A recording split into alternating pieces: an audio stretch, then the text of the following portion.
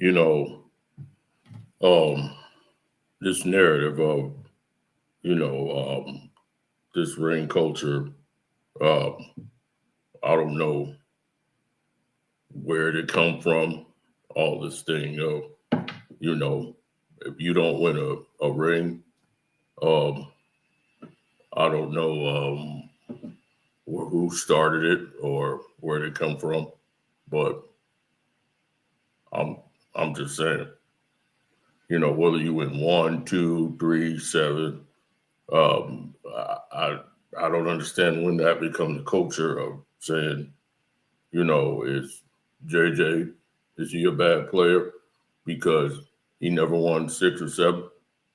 Um, I mean, what are we saying? It's pretty weird.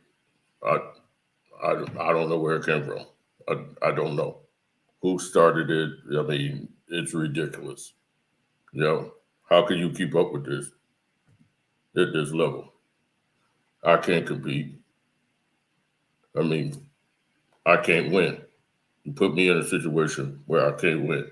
If I win the championship, I'm a bad guy. If I lose it, well, I don't know. Basketball, I thought was a team game. Even though they give me all the credit, I don't want it, but they give it to me, so I'll take it. But this is a team game, okay? There ain't no I in team, but there is a me. I'm just kidding. Now, what I've been trying to tell everybody all this time is that when you come for LeBron James, just understand it's about team. And LeBron's about the team. Now, one on one. Who made that up? That's not real basketball. One on one. Who? Okay, I might have played one on one, but that's not real basketball. That's something we just made up. Don't exist. So all this one on one stuff, the challenge. Why would I play one on one with somebody? It don't exist. I just think, Steve Nash, JJ Redick, players. I mean, are we gonna say Allen Iverson, Charles Barkley, they weren't no good? Just because they didn't win a championship? Come on now.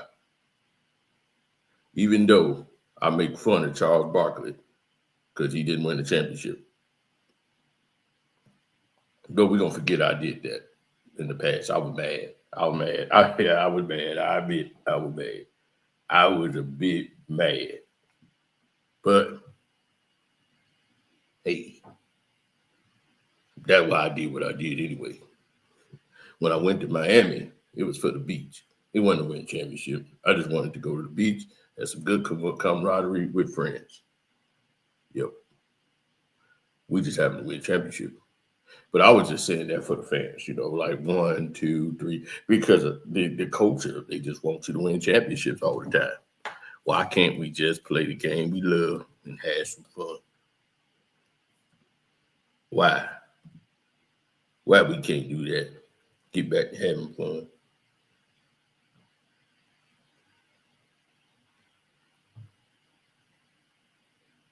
That's what I said, man. It didn't make no sense. I was sitting there, I'm watching that. I'm like, this don't make no sense. They always putting pressure on me. Oh, LeBron and Luka didn't win it. How I'm supposed to win it? I'm hurt every time. It don't make no sense. And what we talk about all the time and what people try to say about another person, that other person looking right at whole time. Yep.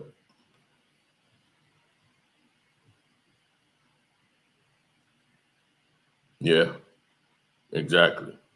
When an apple fall from the tree, do anybody hear it? Yeah, that's deep. Yeah, I just came up with that. Do anybody hear it? See? Yeah, I'm deep. But I don't really be sharing all that stuff, that knowledge I got, because, I don't want nobody to figure out that I don't know nothing. So before they can go on and do that, I shut everything down. I let them know exactly what I'm doing when I want them to know. Now, when it comes to this ring thing, ring culture, I just think it's bad. We need to stop promoting rings. Just promote and then celebrate the people who just playing the game. Like that time I had 31 points in that game, that should have been celebrated. Because I had 31 points. I shot about 60% from the field, and I had a stomach cramp. I ain't told nobody. I had a real bad stomach cramp. I had that tequila with them tacos, and I had bubble guts. The whole halftime, I just took a massive dump. And boy, I had to use the whole roll of toilet paper to get up in there and get all that stuff out. Right for the second half. So the second half, I was like, and we didn't celebrate that. That could be up there with the Jordan flu game. I'm just saying. I'm not making a comparison. I'm just saying, they talk about that flu game, but when you talk about, when I had that tequila and taco, I had to take that dump. We didn't celebrate that. It's a lot of sacrifice I do. They don't never give me credit that I truly deserve, but it is what it is. Now, everybody want to have a debate, and that's what they do for their job. I can't knock it, but I'm not a fan of it. Even though I got a podcast show with you, Steve Nash, because you ain't doing nothing right now. Yeah, you sitting on the couch. So because you sitting here, I said, why not? I'll go ahead and do a podcast show with my boy. And hopefully it helped get you a job like I helped get JJ a job. Well, no, I just suggested because he was good and talented enough to get the job on his own. He didn't need me.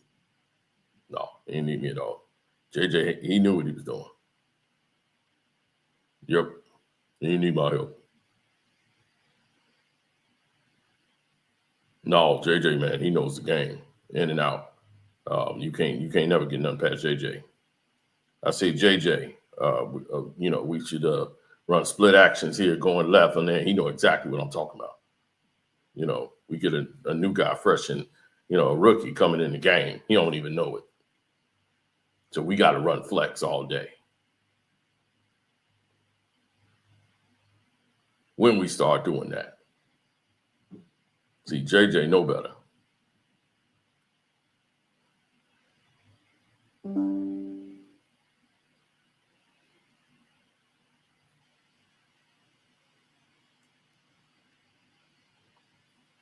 Yep.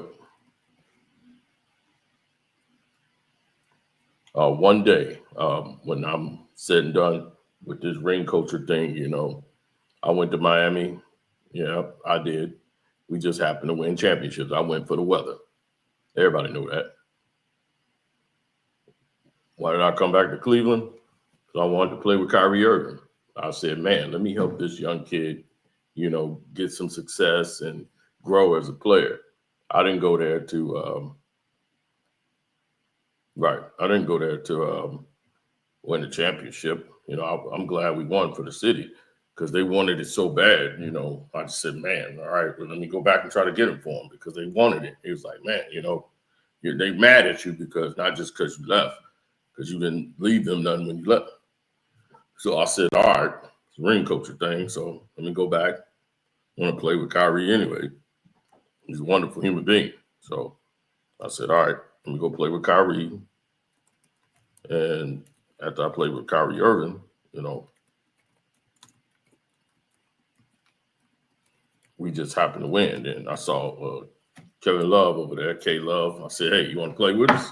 I always want to play with him. So he came on our team. And, we got JR, and they just happened to be available. Carmelo then wasn't using them no more.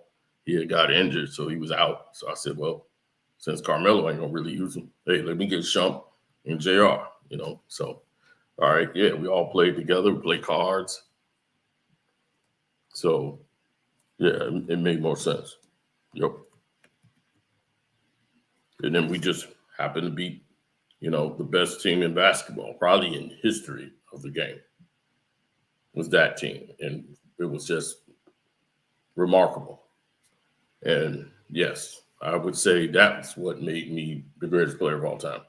I probably shouldn't have said that, but that's what I was feeling.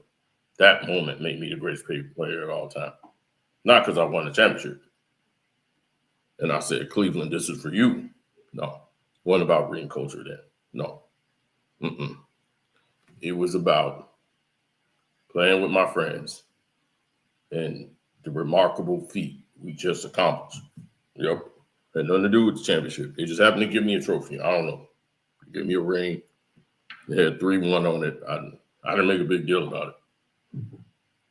You know me. I don't make a big deal about nothing.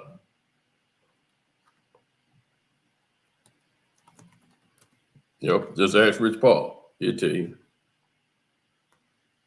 Rich tell you all the time. I don't complain about nothing. Do I complain, Rich? No. See? Told you. I know what he's going to say. I don't even know, but I'm telling you. Rich Paul James.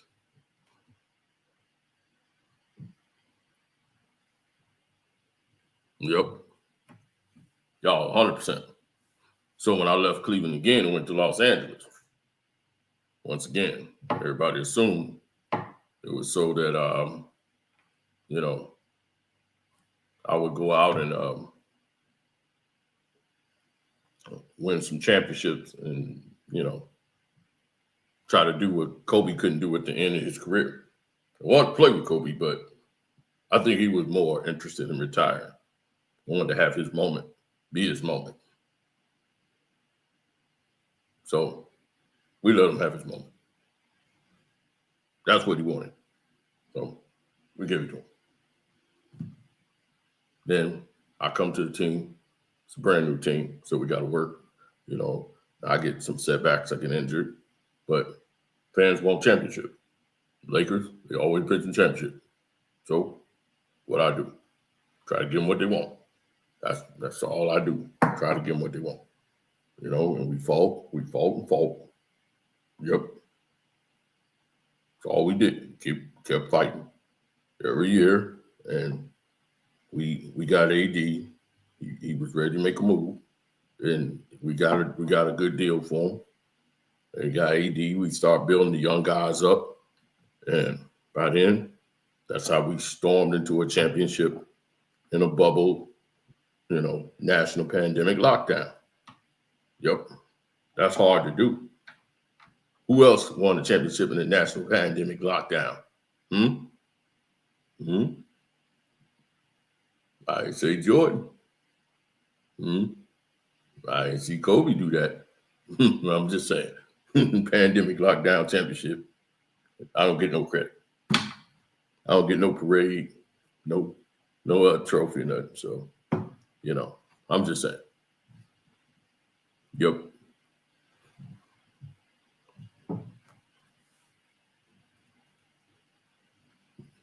Yeah.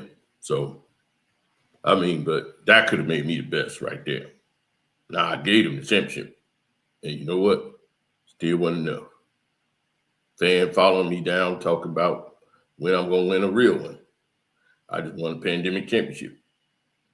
Nobody else in the history of basketball had won a pandemic lockdown championship. I just did it, and they said it was nothing. So I don't know who invented this ring culture,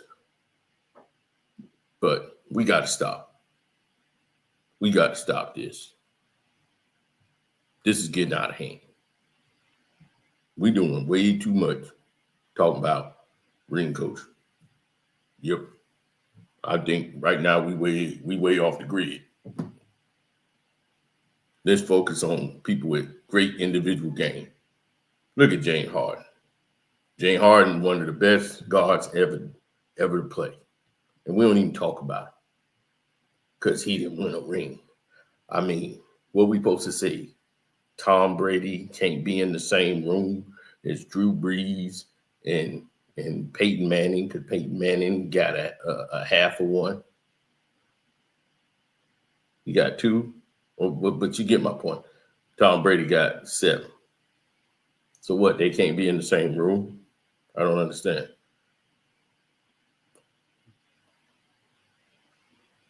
Okay, so Aaron Rodgers can't be in the same room because he's got 3. Oh, you got 1. Okay, Aaron Rodgers. Oh, okay. Well, they all champions. Oh, okay. Well, let me rephrase this. Jay Cutler can't be in the same room with Tom Brady. Oh, he can't. Yeah, you're right. Jay Cutler wasn't. No, okay. All right. I get it now. All right. Well, but you know what I'm talking about with ring culture, right? Okay. All right. I just want to make sure you understand.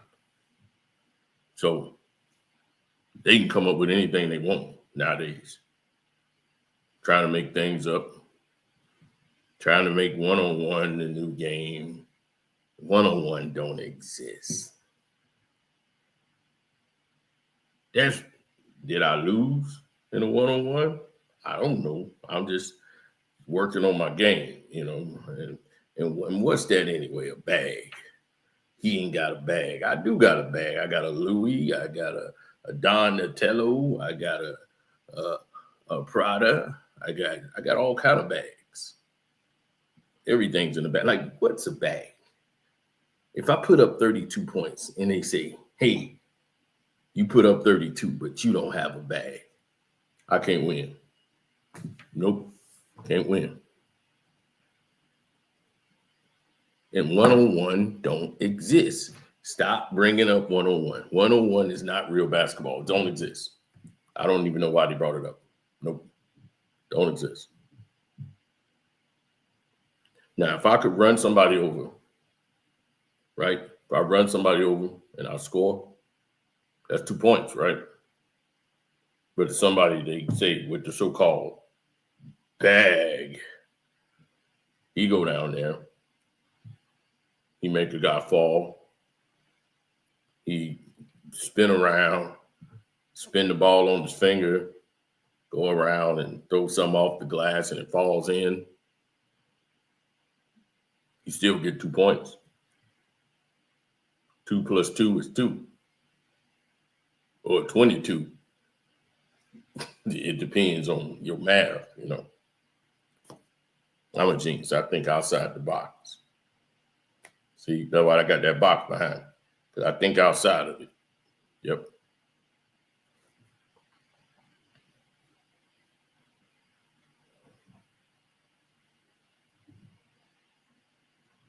Now, they always want to find something on me. Yep. LeBron's a drunk. LeBron drink all the time. Who don't drink? All these, man, they show Michael Jordan them drinking a beer in the back. Anybody talked about that? Michael Jordan drink a beer, but I can't have no tequila, wine, and something on the sideline. I'm eating on the sideline. Isaiah Thomas. I thought we were cool. You said I was better than Jordan. How you turn on me like that?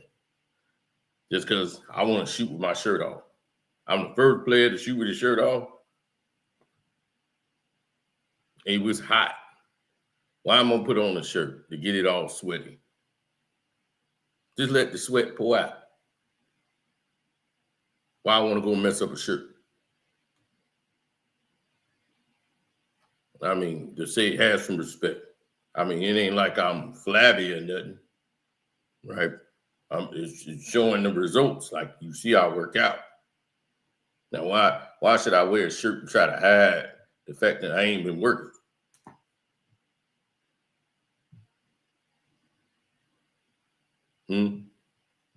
Now, y'all keep hating on me. And I ain't did nothing but give y'all the greatest games ever.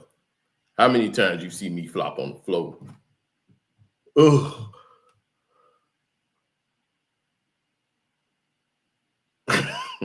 Who can give you a performance like that? That's why the NBA Finals ain't what it is right now. That's why y'all talking about me. Y'all talking about me instead of NBA Finals. You know why? Because I'm box office, baby. Point guard running to my shoulder, and I slide across the floor and to the guy there with the drink spilling all on me and stuff. Yeah, and I still get the call. Yeah, it's amazing. See, not everybody could do that. When I roll on the floor, I jump up and down, throw my mouthpiece. I don't even know why I got a mouthpiece for. I ain't never got hit in the mouth like that, nothing. Nope. But it's all entertainment, right? So I'm here to entertain you. Yep.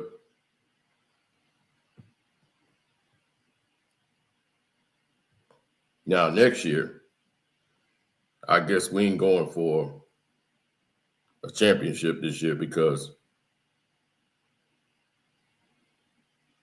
what happened? You know, with the team and all that we're trying to build. I'm just saying, if we win it, be happy.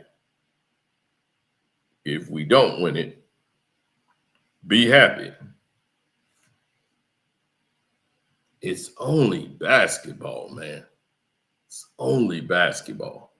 We got to get out of this. It's got to be more to it. Nope. It's only basketball. Yep. That's what I've learned. Yep. It's just basketball. Nobody cares. I don't even know why we have a trophy anymore.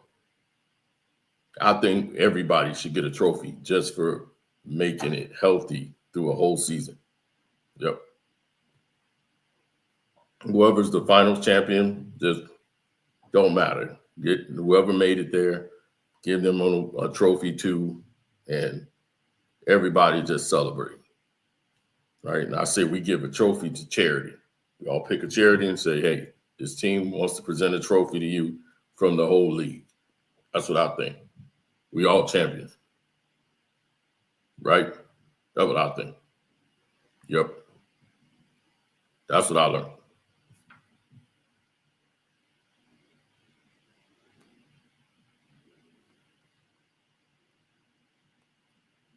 Yeah, that's what I think. You know, I mean, this ring culture, you know, it's like, look, I got a ring that I got for getting married. Everybody gets a ring. You can go to the store and buy a ring. I mean, what's a ring really? What does it really mean? Does it mean that I'm better than Michael Jordan if I get more rings or I get less rings? Does it mean that I can't be better than Jordan because I got less? I've scored the most points in NBA history. He ain't do that. I played longer than him. He ain't do that. But do I get credit for that? Not saying I want it. Nah. Like I never tried to be Mike. I wore 23, I like the number 23. Mike had it. That's cool. But I never tried to be like Mike. Our games are entirely different. Mike was more finesse. I was more power and athleticism, and our games didn't, mesh, even though, over the time I've developed my fadeaway and all my moves that they say I have no bag. I got a bag. Yep. But it's just not what they're accustomed to. It's really just noise on the internet and the media. I don't even know why they even bring this into our sport. We don't need it. Nope. Nobody needs it.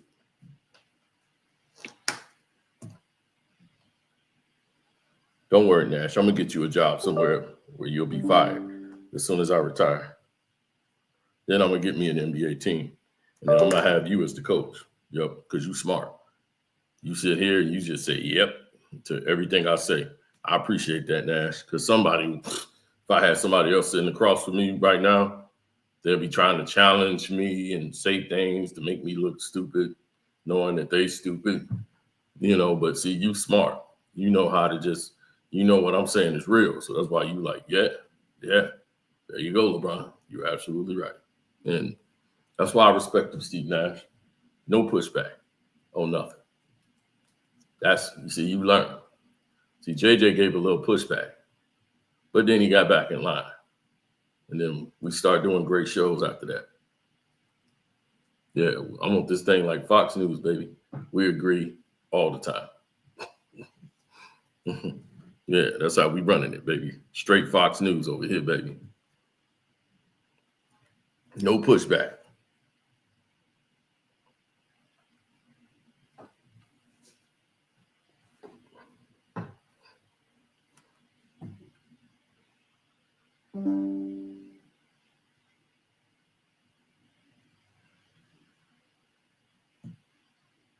Mm-hmm.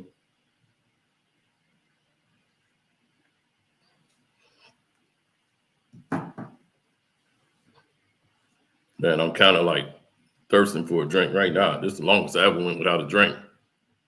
Man, I'm over here about to start sweating because I ain't got a drink. Y'all got anything up in here to drink? Can somebody bring me a drink? Yeah, I need a drink.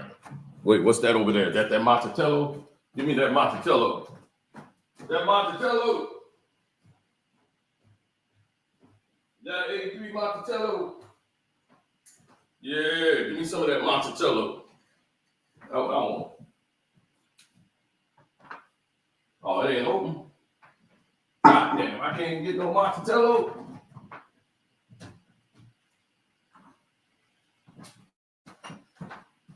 I want some 79 Mozzatello. Oh, they ain't got it.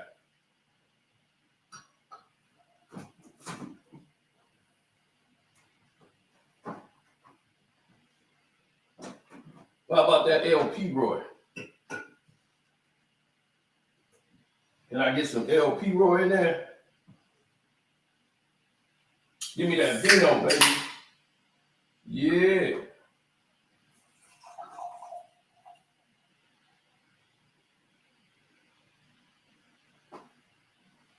That's what I'm talking about, right there. Yeah, you let that breathe. Yeah, you let that breathe. Let it do what it do. Let it breathe. Yep. Yeah. Yeah, boy. Ooh, that Vino Donatello. Mozzatello. Billy De Niro. And this is called Dijon Pedro.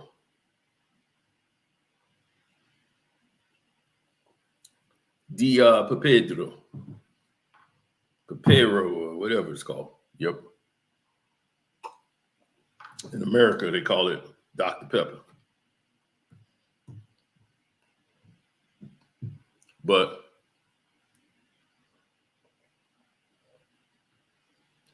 when people started talking about, this thing hitting too.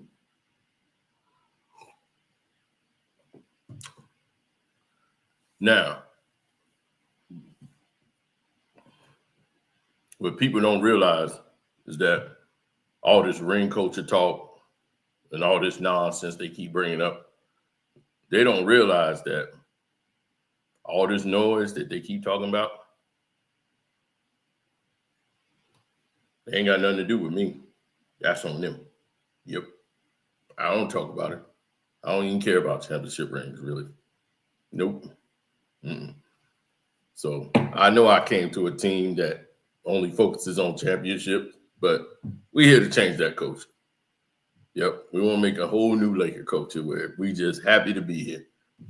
Don't worry about if we win or not. Just be happy. No expectations of doing nothing. If a player fails, so what? Why do we care if somebody's taking roids? It's only a distraction. Why do we care? Right? We only want to see if our team wins. Who cares if I wasn't tested at the USA? Why would I not be tested? I mean, why would you test? Would they have tested Michael Jordan? So why would you test LeBron James? I'm not saying I'm better than Michael Jordan, but people say I am. Yep. So now,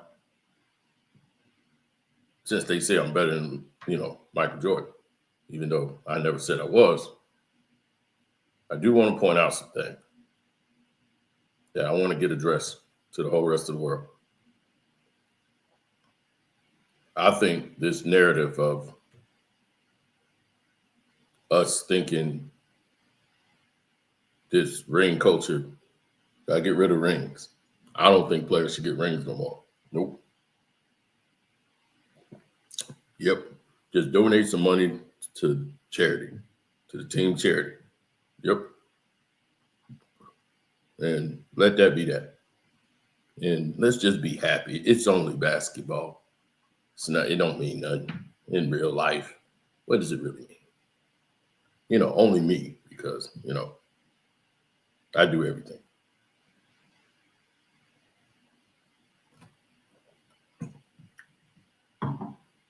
Yep. So that's ring culture. That's how I feel about it. And that's right. It's LBJ, baby. And we're going to take it to the next level. Yep. All right. Enough of that shit. Let's get to the show. Oh, now it's time to shine, because now it's my time. We didn't heard from Brian. Now let's hear from the C-Dog. Let's go. Hi, I'm Karceno. Oh, let's talk about it. Let's talk about it. No one knows Karceno and none of these. There's so much going on in the world, and I'm just giving my 2 cents on it. Go in and do a raid at someone's house, but you don't have an arrest warrant for them.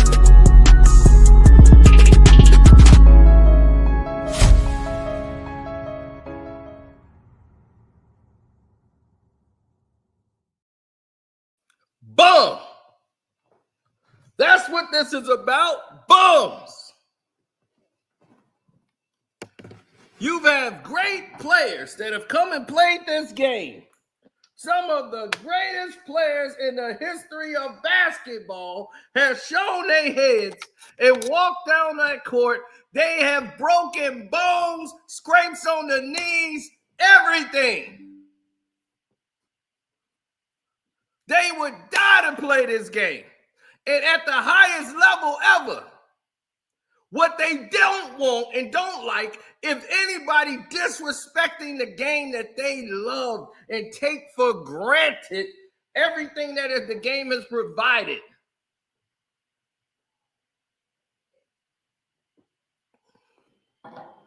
LeBron James has did nothing but divide the NBA. This is why the Buss family is selling the goddamn Lakers. He has lowered the franchise to its absolute worst. That you done drove the Buss family out of the goddamn business. Oh, this is disgraceful. This is disgraceful because you've been following a dude that don't make no goddamn sense. Every LeBron fan in the world, I want y'all to send them this link right now and say, hey, watch this video right now, because this is what every time y'all try to defend this bum, he give you something else new to defend of his stupidity and his behavior. Y'all sitting over here praising, man, Brian, man, he do care about championships. He come out, no, I don't. Every time y'all try to find a wiggle room to defend this bum, he come in and destroy y'all whole argument himself, because you keep making up for the fact of trying to make him what you want him to be. He don't have that hunger. He never had it.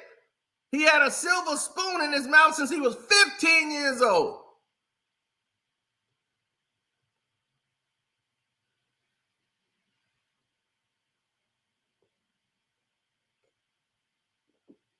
No, I'm talking. This bum tried to win a championship in Cleveland and bagged everybody overseas when they were losing on a dream team. Dream team ain't never lost before until we had him on the damn team. Next thing you know, he over there begging the players to all gather up and get on the same team so they can do what? Win a championship. But it don't mean nothing. All this ring culture, where did it come from? It came from you, bum.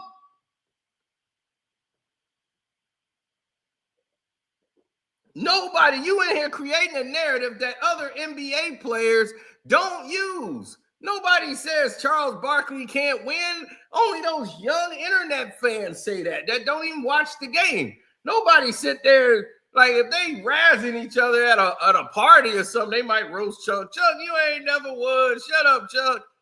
Like they might roast him because they got the right. They all played the game together. But they know, oh.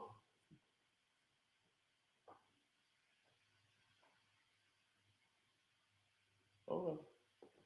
They bringing me my new phone.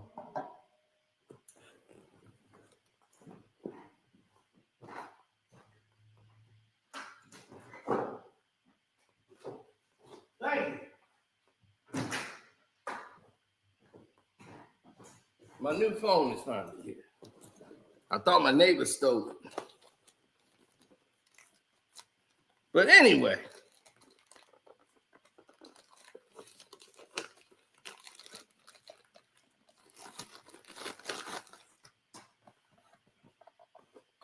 That's why it's good to have insurance.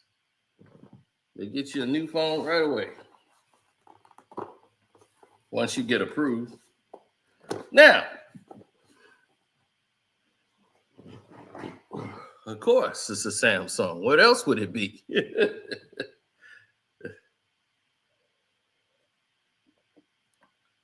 Now, this bum goes over there because he wants to win a ring.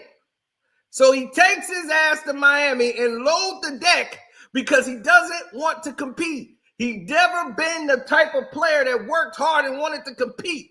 They took his ass in high school and put him in St. Mary's. He didn't live over there. He can't go to St. Mary's.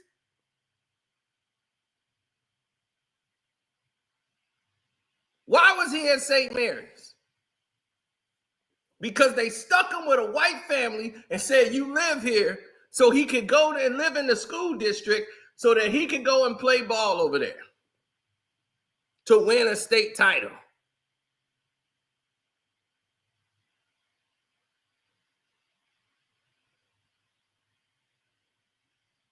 So his whole history has been fraudulently made. I told y'all what he was. LeBron James is manufactured. He emulates everybody else. There's nothing original about him. He's the guy that you would get to play you in a movie. They're going to be, we need someone to play Jordan in the movie.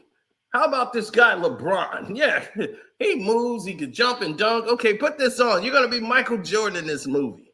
That's what he is. A garbage basketball player.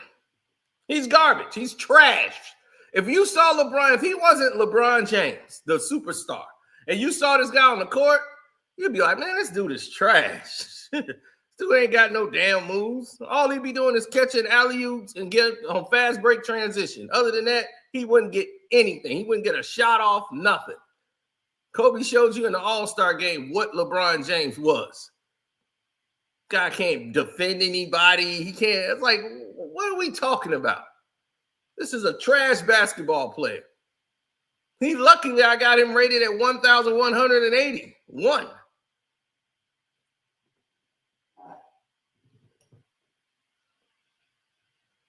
No, Jamil, he's trash. He's an absolute trash basketball player. Why? Because he never had any game. His game was his athleticism. Once that's gone, he's done.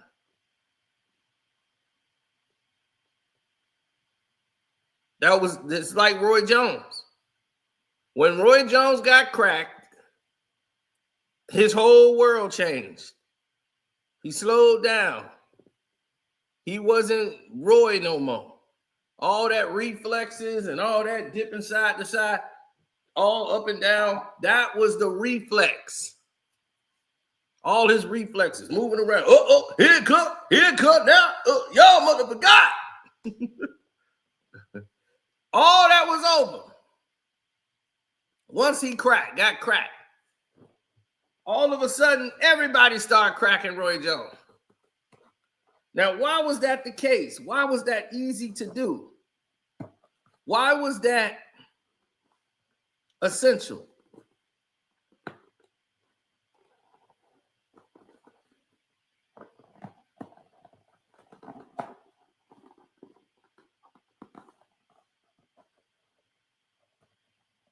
Because his speed was still there, but his reflexes were slow.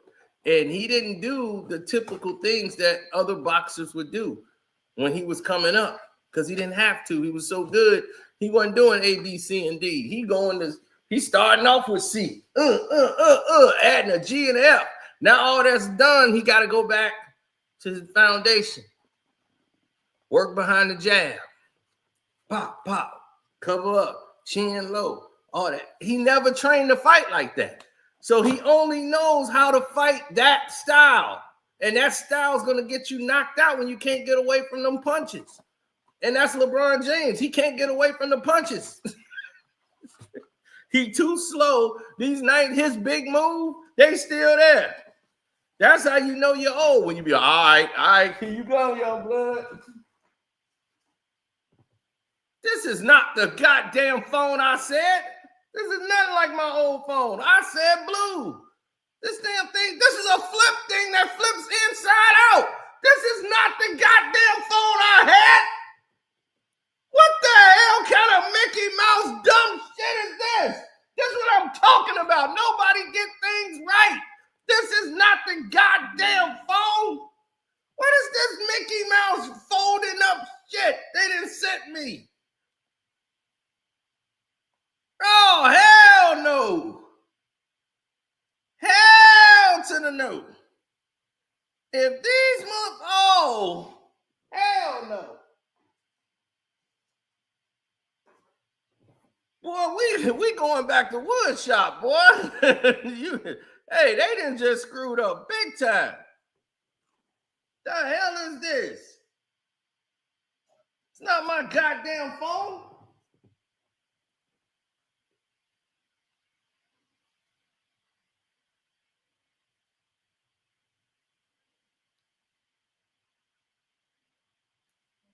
The hell I'm doing with a phone that's folding up? It's in both sides of the phone. What kind of new weirdo shit is this? I don't want no phone folding up and doing all this goofiness. Y'all trying to sell me on a new goddamn phone? I said, give me the same phone I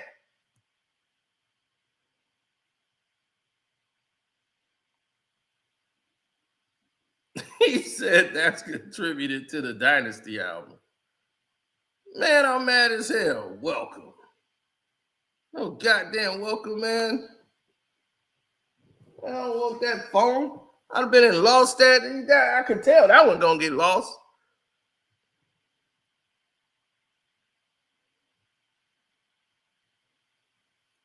I want the phone I had. I don't want to have to try to learn this whole flippity flop phone. What kind of crap is this?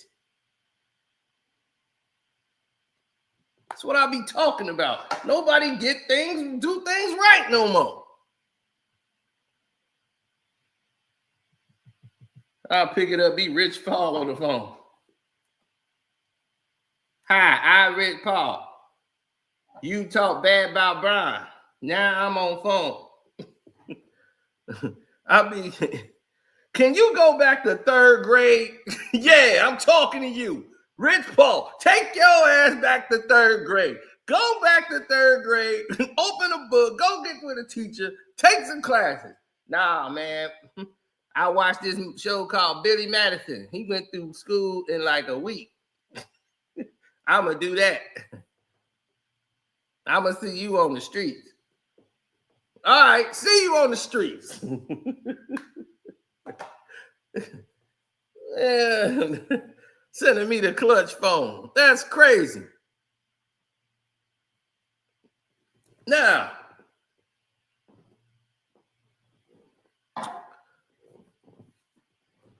after LeBron goes there to win championships and get two, he don't like Pat Riley's way of doing things. So now he go back to Cleveland. What you go back to Cleveland for? Don't nobody go back to Cleveland. Nobody go to Cleveland for vacation. They escape Cleveland. Even Bear, who from Cleveland, he gone. Everybody I know from Cleveland has left. Cleveland ain't the place you go to locate, to go visit. Man, I want to go to Cleveland. No, you get out of Cleveland. You'd be like, man, I just got out of Cleveland. You'd be like, all right, congratulations, man. You made it. You got up out of there. So you want to get up away from these places. You don't want to be there. Nobody wants to be in Cleveland. Nobody wants to be around LeBron James. These are not people that you wanted to be around. He went there to try to steal another championship and win a ring. So he did all of this for championships. He's a liar. He's been a liar his whole life. He can't help himself. He can't help but lie. Every time you turn around, it's a whole brand new lie. He went to the Lakers because he wanted to win a championship in LA. I'm going to make big movies. No, you're not. You're going to come over there and run this thing into the ground. Now, Warner Brothers don't want nothing to do with you no more. They believed your bullshit, and they went and gave you this access. And once he said he was remaking Space Jam, I'm going to do the sequel to Space Jam, and I'm going to do House Party. I said, these fools. They tried to use this to launch the new app for HBO Max and put all their products in this movie because they knew it was flopping. It was so bad with the marketing and advanced ticket sales. They tried to act like Michael Jordan was still in the movie, Space Jam. They had a poster board that just showed the feet and had them looking up like Space Jam 2, all the tunes looking up at the feet. And they didn't even want to show LeBron. Trying to make it look like Michael Jordan's going to come back and be in the movie. That's how bad it was. And you think you on that level? Guess again. You are no competition for Michael Jordan. You're not in that category. You don't even get to sit at the table.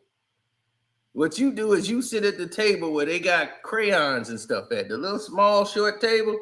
When you see the other little kids at, yeah, you sit over there.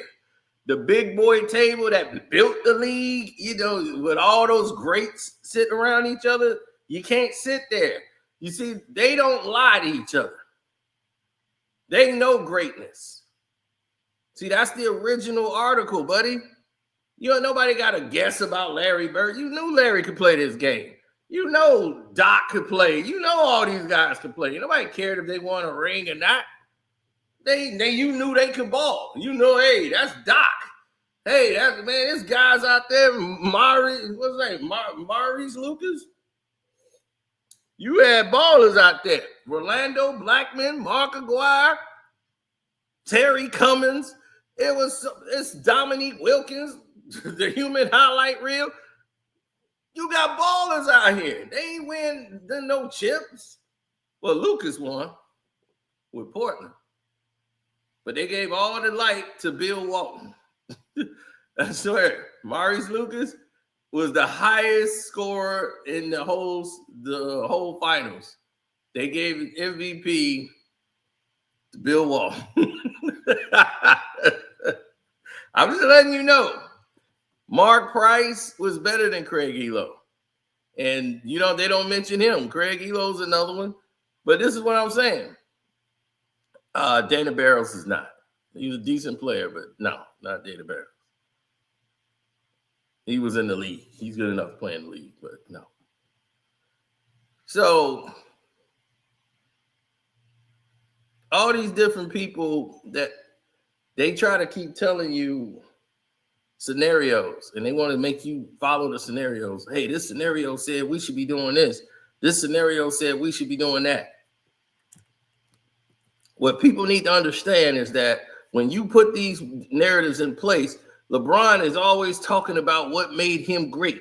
This thing here, when I won this championship, I felt I was the best in the world. So it was about championships.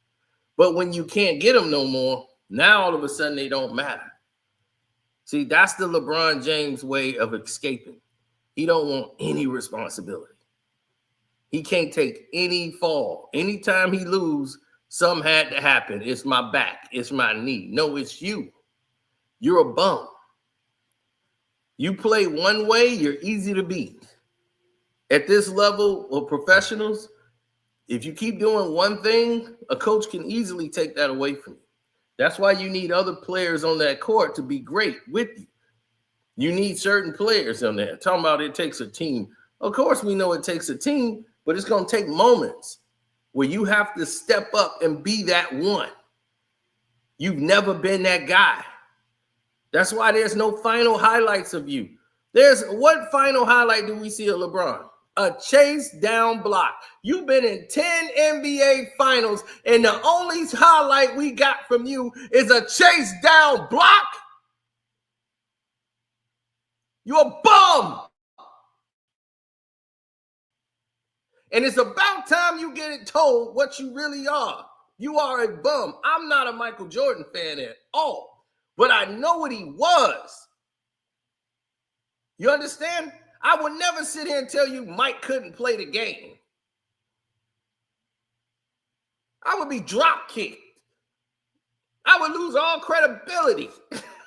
One, because it's so not true that it just, even though I don't like the guy and I think he's an a-hole, he showed the whole world he was an a-hole on The Last Dance. But we are glorifying bums. When has it become cool to glorify bums? We highlighting role players like Jalen Brunson. And I think his friend know that I like who I am, and I don't really like Brunson. I think he figured this out because he's scared to talk to me now. I'm like, dude, I'm not going to do nothing to you. I ain't finna beat you up because you was friends with Brunson or something. I'm not finna do that. Like, I might do that if the Knicks win a championship. I might be like, where you at, man? Yeah, come on over here. So you like Brunson? No, I'm just kidding. I'm kidding, but the thing is, this is what we're talking about when we're talking about professionalism in basketball and real ball players who can, can transcend the sport. What can LeBron James pass down to the next generation basketball-wise? What can he do? He's not a great rebounder.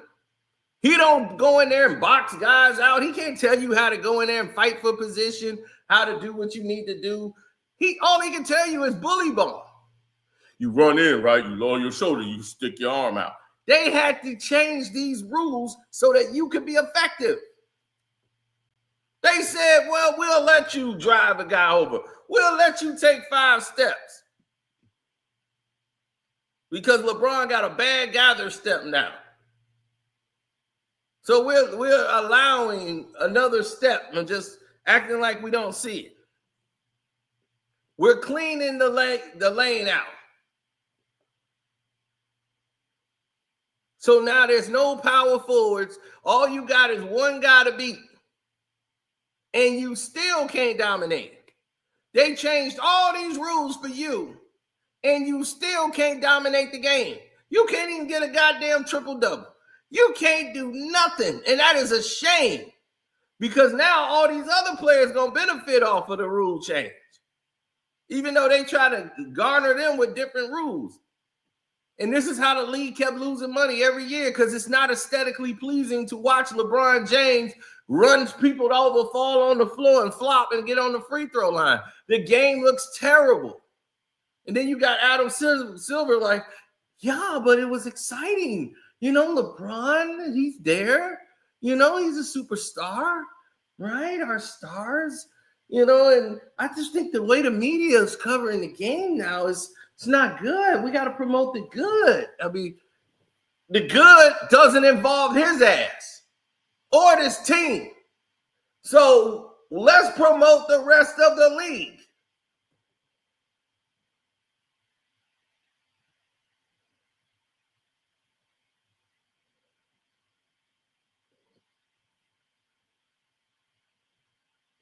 Oh, exactly.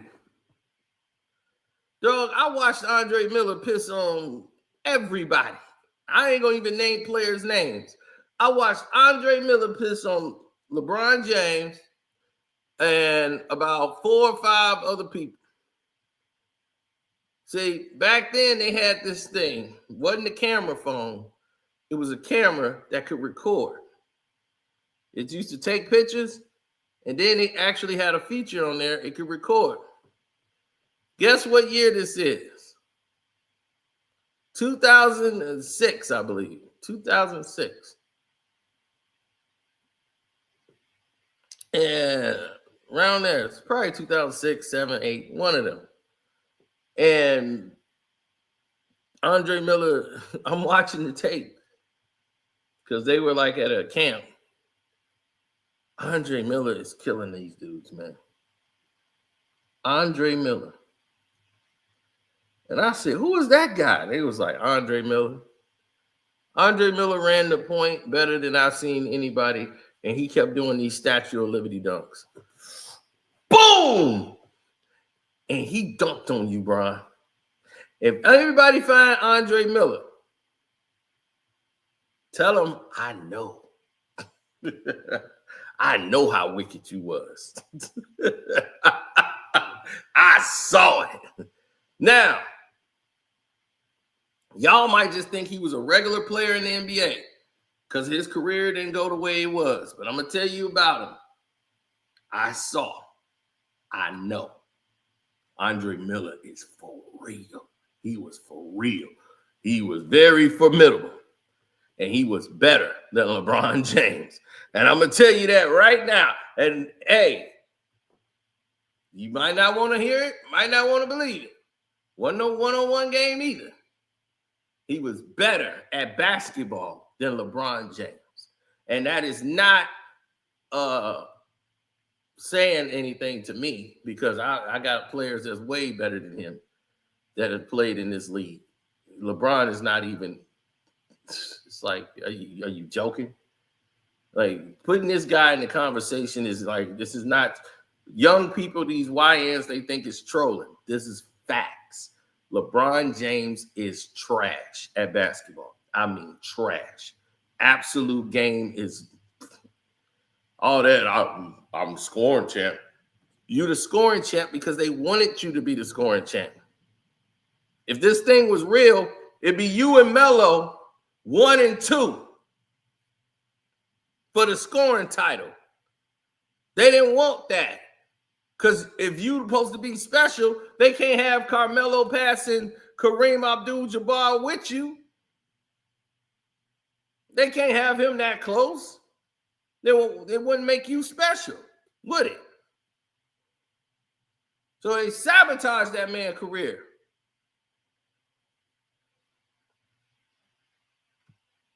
He said Andre Miller led the league in assists in 2003. I'm going to just tell you right now, Andre Miller was for real. He was not a joke. He was not a LeBron James. He was better. And I saw him piss on LeBron.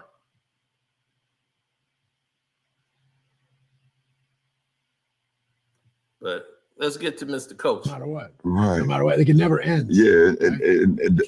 It's why it's discussed so much in our sport.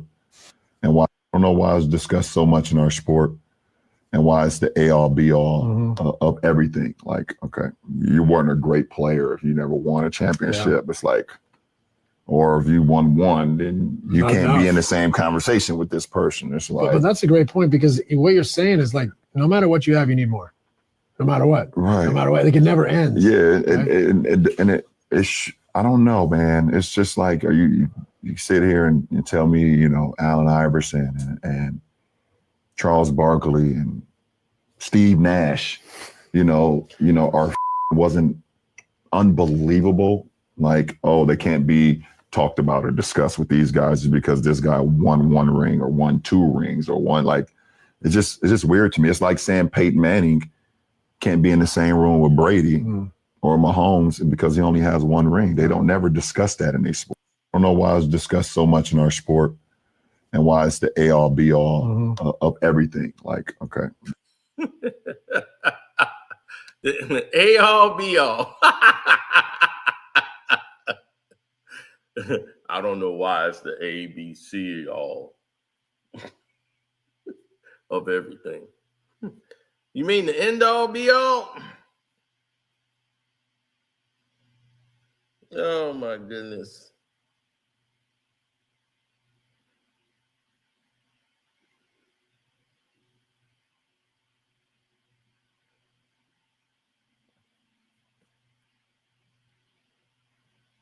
He said L all, B all. All right, exactly, man. LeBron is great for making his own legacy.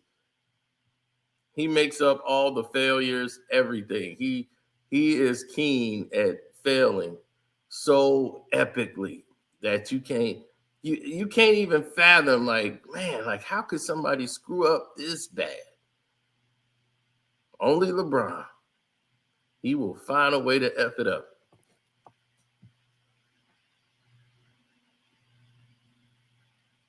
Oh, he don't care. That's LeBron. He don't find a way to screw that up.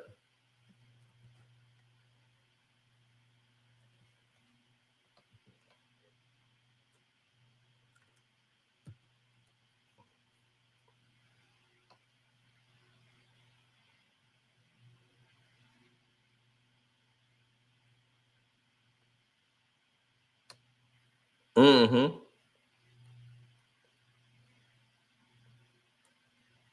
Well, when you are put on this pedestal where they keep putting you up there on the same level as everybody, and they keep telling you, oh, well, this is the person that we believe in. You're right. Like I told y'all before. Did you beat LeBron in the 1v1? Yeah. You beat LeBron? What was the score? A lot to live. You blew him out? I wouldn't expect Bron to be like every year. This is he worried about the ring next year. Let's play ones. That's all you hear the kids talk about now. You want to play ones? It bothers the out of me.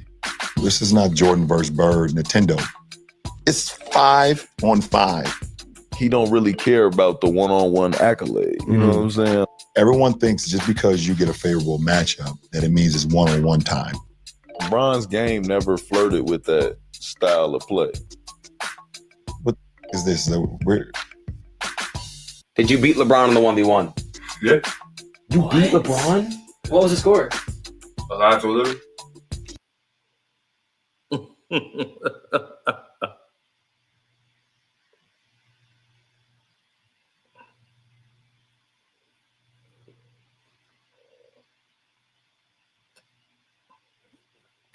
Now, one-on-one is not his game, which that's the only game he likes to play.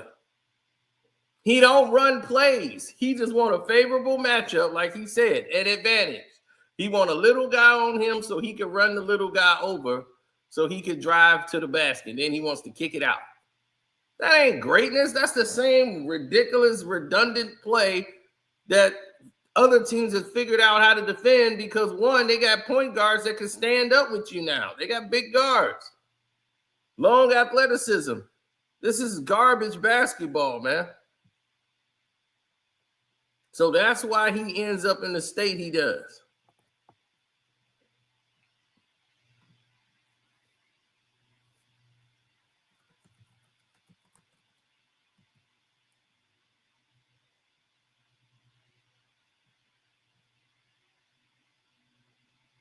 Oh, we've seen it a lot.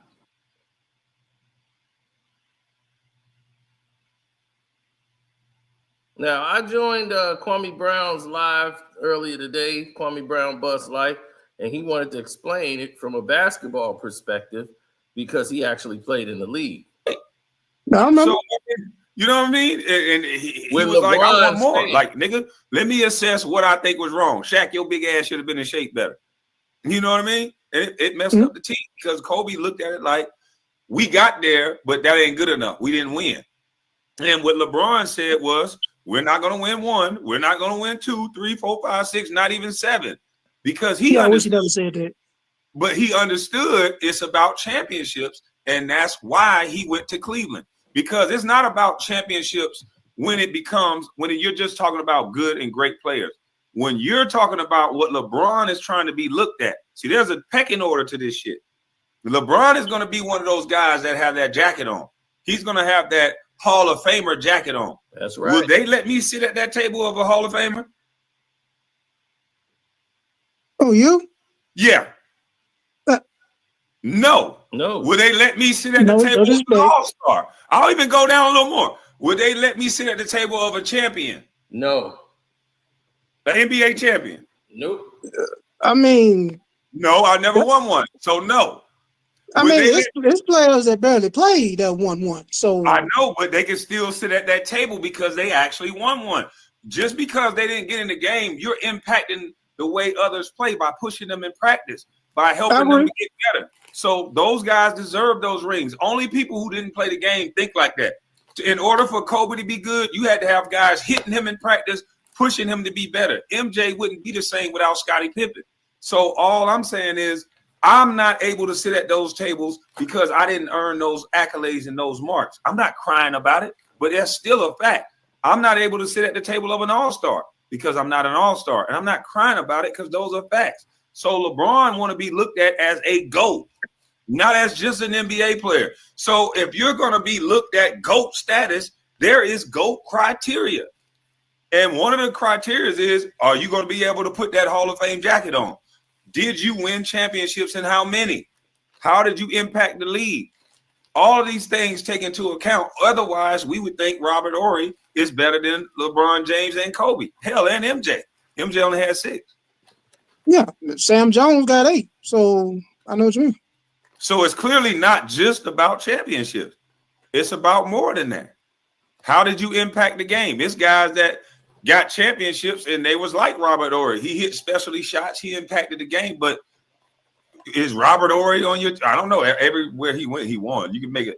Robert Horry can. He was a quality role player who did his job to perfection. He did his job to perfection, but he won everywhere he went. So that's what I be saying. Like, you need guys that can actually see who does what and who helps who. So whoever scouted Robert Horry strategically put him around a great big man. So you could not double. If that power forward, he was the first lifted power forward in the NBA. To me, him and Rasheed and those guys, that really caused problems. Like Robert Horry at the 3-point line really caused the problem because we used to traditionally you can double from a big and help out and then have a guard slide down and get in front of the knees of the other big. But with Robert Horry, he changed the whole game because he's out at the top. So the league had to figure out, well, who do you double from? If you're doubling off of another shooter, how is that helping you? So Robert Horry. Yep, exactly. So what he did is stretch the defense out to help out with Akeem Olajuwon in Houston. And he did it with the Lakers. And he did it with San Antonio. So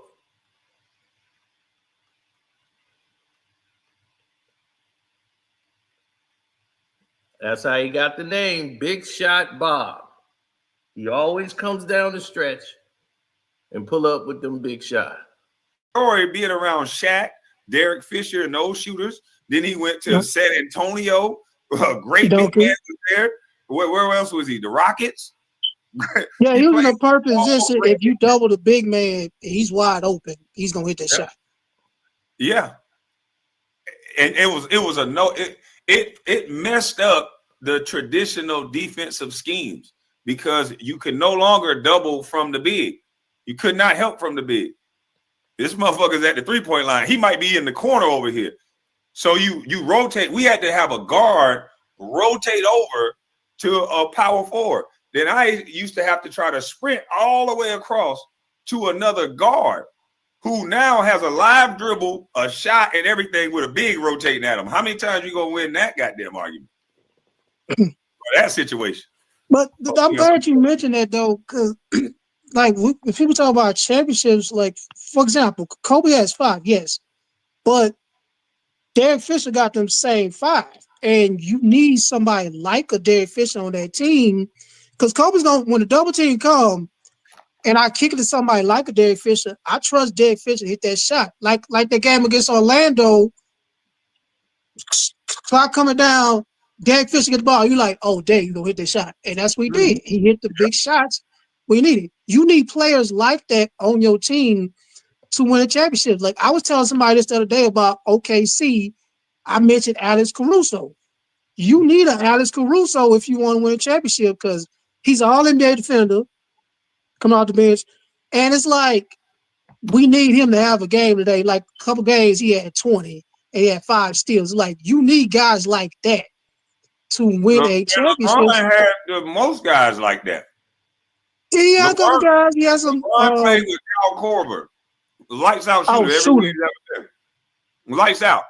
Ray Allen. Lights out. Mike Miller. Shane Battier. Mike Miller with his back was straight. Lights out. Battier was shoot and defend. And he played with Carlos Boozer. Yeah, the dude's IQ was beyond ridiculous. Like he's played with he's played with Kevin Love at the year where Kevin Love was scoring. He was like a double monster, 20 and 14, 20 and 13. Kevin Love was one of the best power forwards in the league at the time. Goes to Cleveland. Hey, he goes to Cleveland. We looking at him like, what the fuck happened to Kevin Love? Yeah, he became the third scorer. He sacrificed. But not only that, they pushed him out to the three-point line, so you take away his one best ability. The reason why he scored so many times is because when anybody missed a shot, Kevin Love was getting his hand on that ball and getting a putback. So you got him at the three-point line just standing. How can he get all his rebounds running in from the three-point line?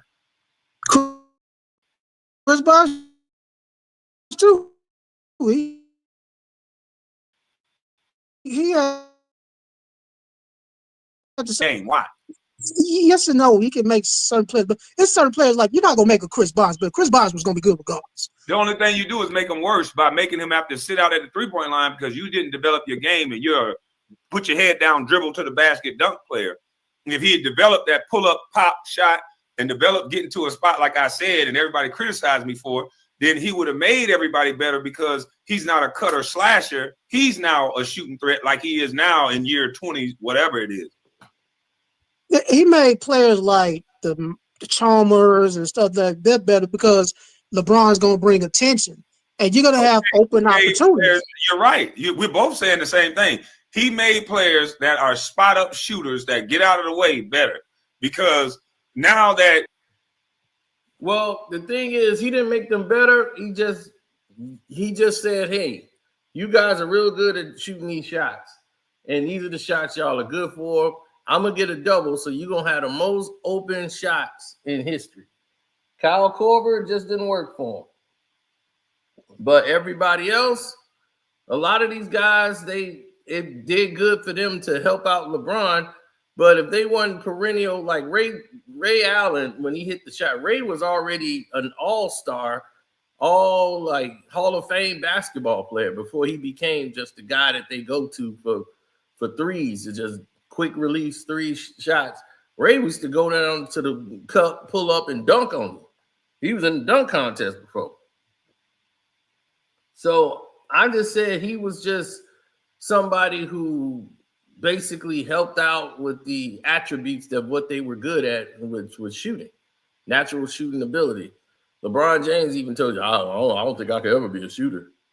And I'm like, I agree. That I'm going to keep dribbling all the time. I'm going to call some attention. I'm going to kick to you. And the only time you're going to be able to shoot is if I bird feed you and you catch and shoot. Chris Bosh was uber talented. This guy can score. Yeah, he stepped down for the Miami Heat. He had to though, but that was his It was role. 2010 in It Toronto. was D Wade on the team. Listen. He could score from the block. He could score from the pinch post. He could score from the three. So when you take away two facets of someone's game just to make one person comfortable on the court, instead of saying, let's elevate your game, which he did later on in his career. Why not elevate it earlier on so they didn't have to keep bringing in just one type of guy, a spot-up shooter? Yeah, there's only so many shots in the game. That's the thing, though. So why does he have to shoot them if it's about winning? I mean, who has the highest percentage chance of making the shot? You're saying LeBron has the highest percentage. Did you look that up, or are you just saying this because you? No, I'm saying we give the ball. If we put the ball in LeBron's hand, he's going to create a higher percentage shot than Chris Bosh. That's not statistically what you're saying is not true. That's all I'm gonna say. I mean, Chris Bosh probably ain't attempted as many shots as LeBron. That's probably why it probably is true what you're saying. I am not right. Whatever excuse you're gonna put on it, if you gave that ball to Chris Bosh, and even his own teammate said it. Chris Bosh was that specialty player that nobody could guard. If you put a big on him that's too big, he's going to go right by him for the dunk. Put a small guy on him, he's going to mash him in the post, or he could shoot over the top of him. Chris Bosh was that all-around player. LeBron was easier to guard because we wanted him to fall in love with his jump shot. We used to say, lag off LeBron and let him make his first jumper so he can fall in love with shooting jumpers. Because in his mind, it was bothering him. He's just now starting. That's what everybody used to say. We knew it was in the scouting report. When I got my scouting report, if you guard LeBron, he will come to you, lag off, and see if he'll hit the. Try to make him shoot an over jumper. And he'll probably won y'all a lot of games if you try to believe it. So Kwame, he's more of an attack. He's more of a drive to the basket player. I know what LeBron's specialty is. He ain't never been a type jump shot player. Are you gonna do me like this? Oh man! I told you. Hey, ignore Karceno. Ignore Karceno. Karceno, I'm not gonna lie to this man about. Hey, I'm gonna drop the link, but she open and rip all y'all ass up. Do not come up here with your foolishness, Karceno. I'm gonna hear about it tonight. Double 4 times. That's dumb. Yeah, but the thing, look, Kwame, what you mentioned, which is not a bad idea. But if Chris Bosh gets more shots, that's gonna take shots from LeBron. So somebody's gonna have to give up shots. Why do you have it in your mind that it's slotted in that LeBron got to take the shots? No, I'm saying if Bosh takes more, LeBron's gonna take less. Somebody's gonna have to give up some shots. No, you really don't. There was the big three. That's 20 shots apiece. That's 60 shots. It's usually like 80-something shots in the NBA game. Like, well, now it's even more.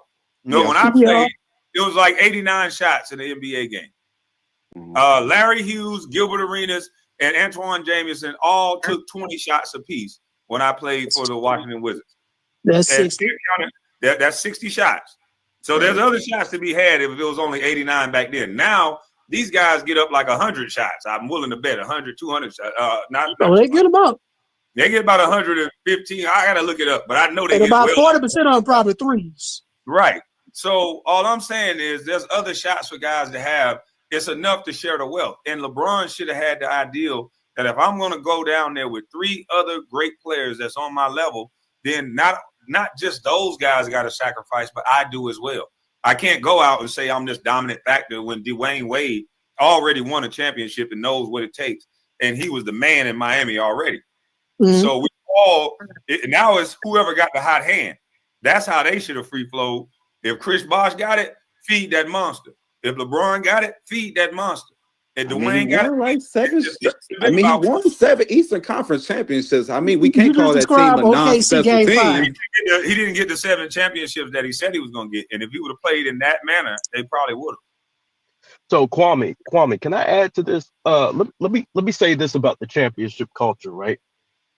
The championship culture, it's like this is a stupid conversation that they're forcing us to have, right? The way you judge a player, right? In my opinion, there's 2 ways you judge a player, right? One aspect of it is the championships, of course. The other aspect is the individual game, and you combine the 2. Yeah. And that's how you come up with who's better, right? You have to go off the individual game. Have you the least amount of deficiencies in your game It's what gets you And that's closer what they to don't the want GOAT. to talk about. Hey, Kobe Bryant friend, that's what they don't want to talk about because guess what? Chris Bosh had enough all-around skills that he can move out to the three-point line so that LeBron can be great. It wasn't the other way around because if they would have featured Chris Bosh, and Chris Bosh would have drawn a double team, they kick it out to LeBron to the three-point line. What do you think happens? LeBron's going to put the ball on the floor and go straight to the basket with people already in the paint. So it wouldn't have worked that way. Yeah, LeBron just now starting on the shit. Because of LeBron's skill set or lack thereof, they had to do it the other way around, where they feature LeBron because Chris Bosh is good enough to catch the ball and shoot threes, and LeBron wasn't at the time. Exactly. So that's the whole thing that people get away from. They bring, you're bringing up Robert Horry, and that's fine. Robert Horry did this thing. He's a great role player, right? One of the greatest role players ever, big shot maker, whatever. Nobody's taking nothing away from him. But you got the other aspect of the game that we're talking about, which Bosh created space. That's the most important thing that Bosh did. He created so much space for Dwayne Wade and LeBron to attack in the middle of the lane. I mean, yeah, we're not denying his value on the team. I'm just saying LeBron LeBron was more valuable to the Heat than Chris Bosh. That's just how Pat Riley. I don't believe that. Why then let me ask you this: why didn't Udonis Haslem, somebody who played there, who's respected around the league from everybody, who's respected in the Heat culture by everybody, why didn't he say that? He said Chris Bosh was our most valuable player. And that's the reason why he's the most personal reasons. He has his own purpose. It's not a personal thing, bro. We all just discussed why Chris Bosh was so important. He opened up the paint for Dwayne Wade, for for LeBron James. None of them with shooting ability opened up for Chris Bosh. They could have featured Chris Bosh. What would have happened was Chris Bosh would have got double. And they're kicking the ball out to the three-point line to two slashers and cutters in Dwayne Wade and LeBron James. So they had to do it that way. That's why Chris Bosh was the key. That's why it wasn't nothing personal. Another thing to add is on the defensive end as well, Chris Bosh is guarding Tim Duncan. He's guarded Kevin Garnett. All those power forwards that's in the East or the West, he's guarding them. Yeah. So you look at both sides. You know what I'm saying? If you combine both sides, you really get to see his value instead of being like, oh, well, all he does is score when needed. Nah, he's more important. He's a more important piece than that. And he's scoring on Tim Duncan and scoring on those guys because most of those guys didn't get scored on like that. Yeah, making them work on defense. I mean, so you're saying I'm just saying. So if you just bring D Wade and Chris Bosh on the Heat, are they gonna win without LeBron? Like, are they gonna win them same championships? That's your saying. Yes, they have the ability to win without LeBron. Yeah, absolutely. They had other shooters around. I got big doubts in that, but we can Why do you have big doubts in that? That don't make sense. All you need is a talented big man and a great two guard like Dwayne Wade. Dwayne Wade was a special player. And so they put shooters around Dwayne Wade and you add Chris Bosh. You could have changed LeBron out. Let me see. You could have changed LeBron out for Brandon Roy or changed LeBron out for Joe Johnson, and they would have won championship. Hey, them boys ain't scrubs. You yelled out. Those are. I didn't say they were scrubs. You didn't name out no busts. Like, I could just put anybody in LeBron's spot, and they just gonna make this thing work. Like, you naming out some real talented players. Brandon Roy. ISO Joe. Yeah. I'm saying ISO Joe is like literally known for a bucket. I'm in Atlanta. I know that. Of course, I'm gonna name talented players, but Joe Johnson is not looked at as one of the greatest players ever. So, and Brandon Roy is not looked at one of the greatest players ever. You send Melo down there, somebody who can shoot threes and score in the post, and now you can utilize Chris Bosh a whole lot differently because ain't no coming off of Melo. Ain't no coming off that three-point line on Melo. And Melo could go in that paint and get a bucket and he could defend. So you put Melo. And they might have once said,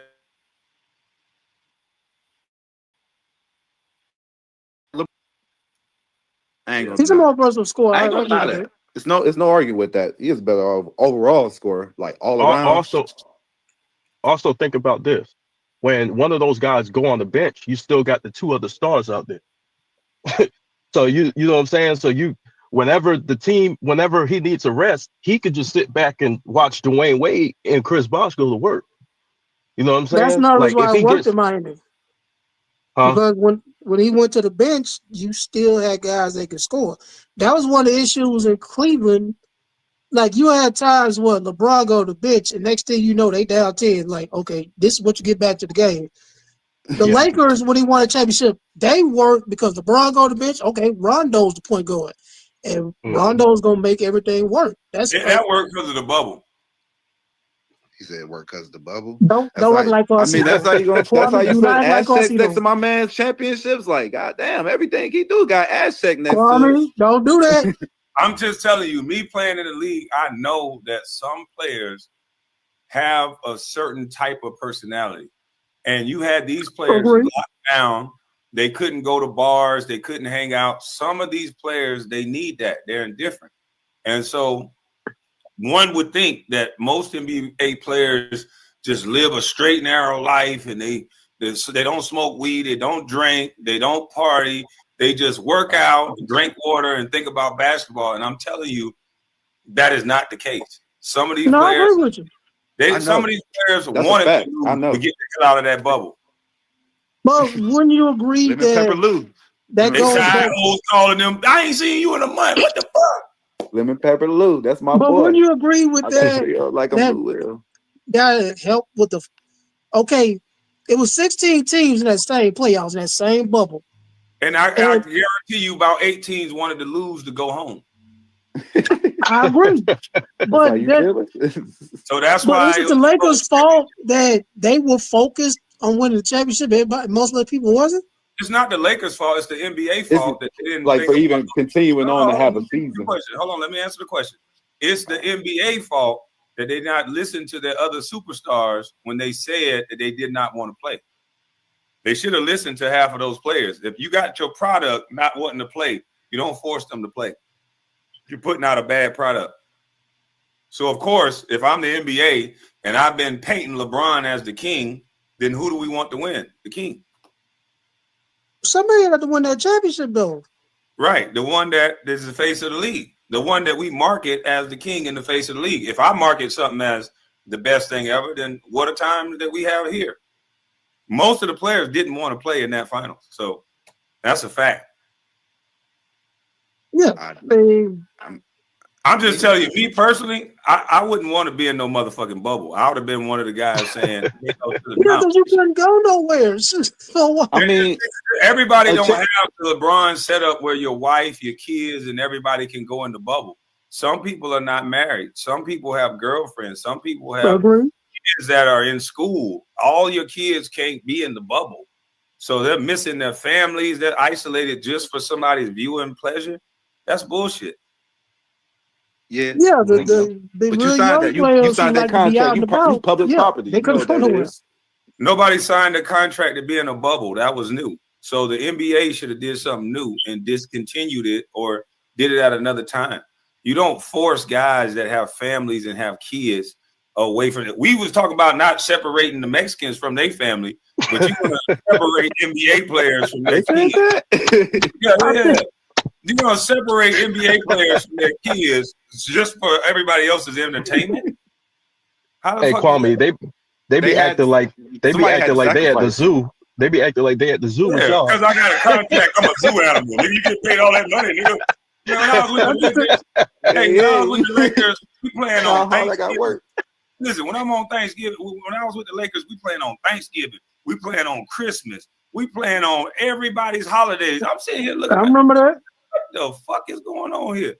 Take me back to the Wizards. I can go home, eat turkey. They need them Christmas games. The Lakers, yes, they need them Christmas games because the Lakers gonna bring You wonder why most of these superstar kids are on drugs and shit. They got everybody else loving their daddy, and they don't even fucking know their daddy. That's a fact. Just think about that. Kobe's out entertaining the whole fucking world where everybody else love him. Now he's different because he woke up early enough to swim with his daughters and do certain things that the most normal people just don't do. This nigga don't sleep. So he spent time with his kids when he didn't sleep.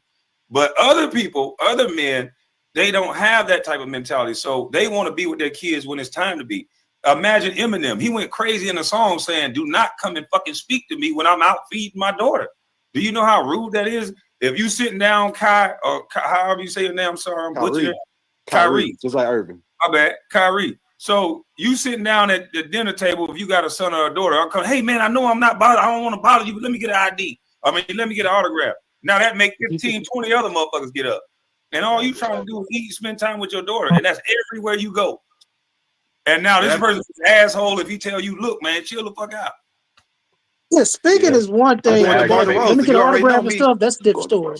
I'm going to DeMar DeRozan on them. You already know me, Kwame. I ain't gonna hold you. I got bail money. It's cool. We go bail out today. We got to fight. We got a case. They tripping. You got to find out how much it is to slap a nigga. And Stevie, they're gonna be like, Kyrie Williams, Hey, I set the example. Ain't nobody else gonna be walking up asking for no autographs with my daughter. He they gonna lock your ass up. That's all they gonna do.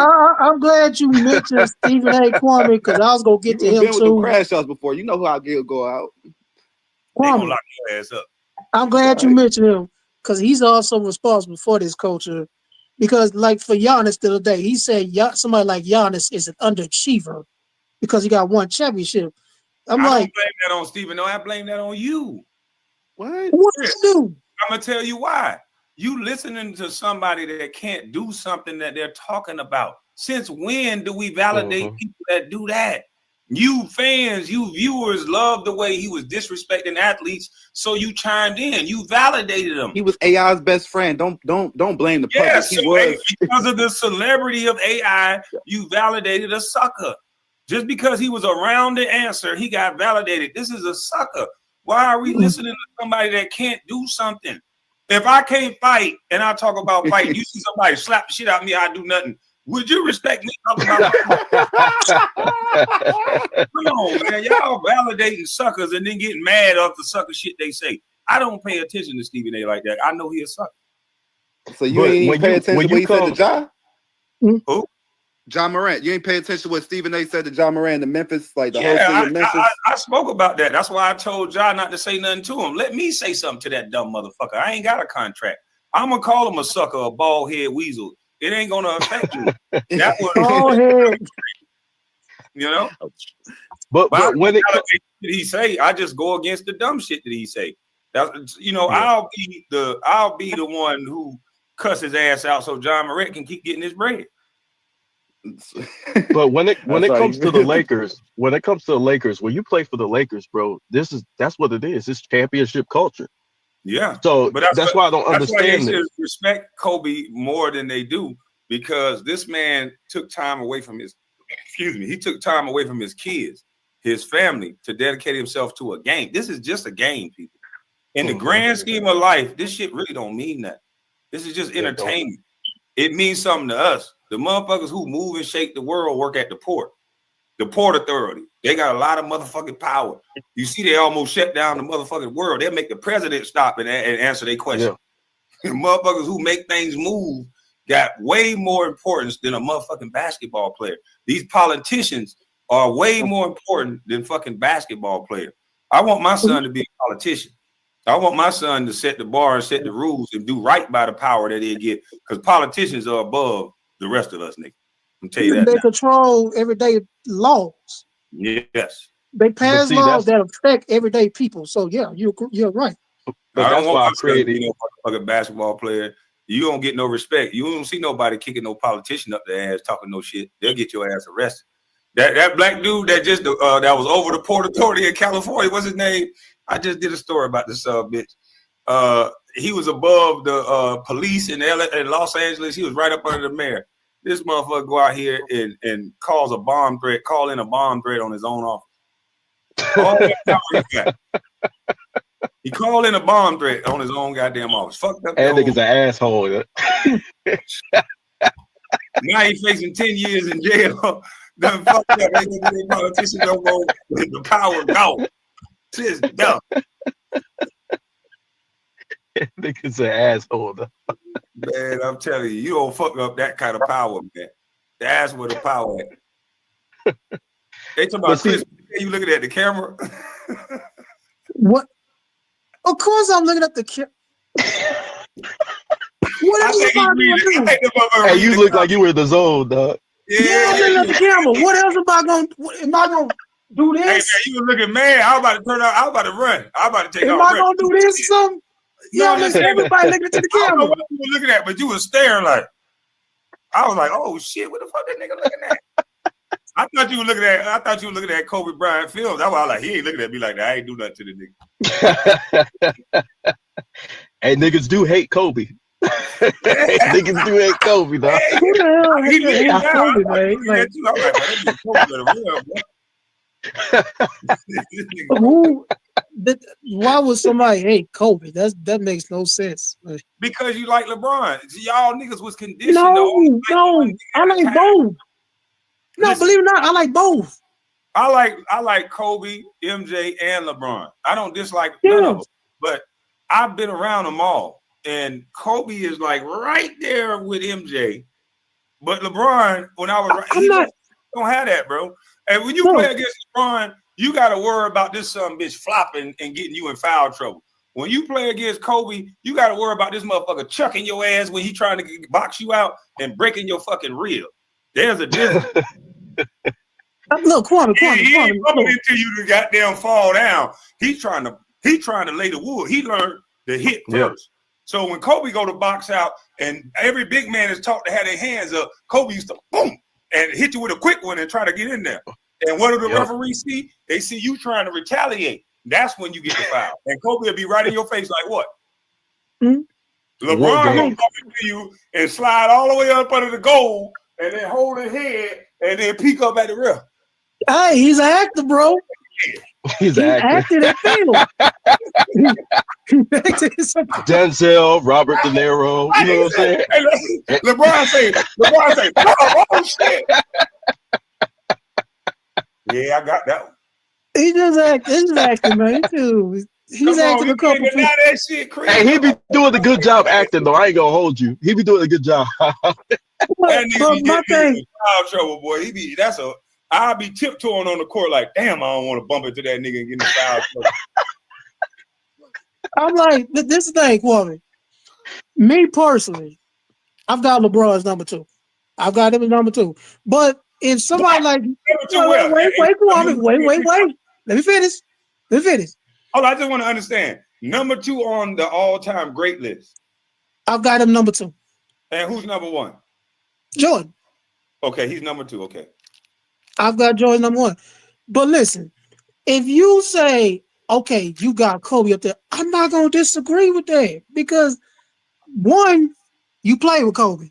So you speaking firsthand experience on how great Kobe is. Everybody else just speaking it. So you know firsthand. 2, I mean, Kobe was that dude. I'm not going to disagree if somebody got Kobe number 2, number 1, or something like that. Hey, he was that great of a player. I appreciate like how great a player he was. So I am not going, oh, how do you have Kobe number 2? How they play? I'm not these idiot fans like, man. Chris, you make me put my glasses on and get bougie on you. Yo, glass. Put them on. Hey, Chris, let me ask you this. The educated brother. Put them on. Yeah, you gotta make me put my motherfucking glasses on. Put them on. No, Chris, let me ask you this. Would Chris Bosh have to change his game up for Kobe to play with him if Kobe would have got traded to the Heat? No. So how could you have a LeBron above that level of talent? I mean, if you put a Bosh on the Lakers or something like that, they still win shot. Bosh in the triangle. I asked a specific question. I'm saying Chris Bosh was what he was. He's a monster down low. He want to catch the ball in the pinch post. He didn't want to just shoot all these threes. He shot trail threes and just threes when he was open. They specifically made him stand at the three-point line and only go to the post on certain situations and on fast breaks just to keep the lane open. He had to run wide because LeBron's coming down the middle to try to tomahawk it. So if they would have put Kobe on the Miami Heat along with Dwayne Wade, Kobe's game will have complemented both Dwayne Wade and complemented Chris Bosh's game so that if they throw the ball down to the post, There ain't no coming off Kobe to go double Chris Bosh. They can maybe come off Wade, who we stick in the corner. But with LeBron and Wade on the court, the person who suffered the most was Chris Bosh, because both those guys were going to the basket. And with Kobe, if you added Kobe to that team, it would only been one guy you could help off of, and that's Dwayne Wade. And Dwayne Wade is talented enough that even if you threw the ball to him at the three-point line, if you watched him play, he didn't always settle for the three. He's a guy that'll break your ass down, and now it becomes a post-up, and he'll mash you in the post. LeBron wasn't that type of guy. In the half court, he was guardable a little bit easier than both Kobe and Dwayne Wade. Yeah, LeBron wasn't a great shooter at the time. But he wasn't a great breakdown guy either.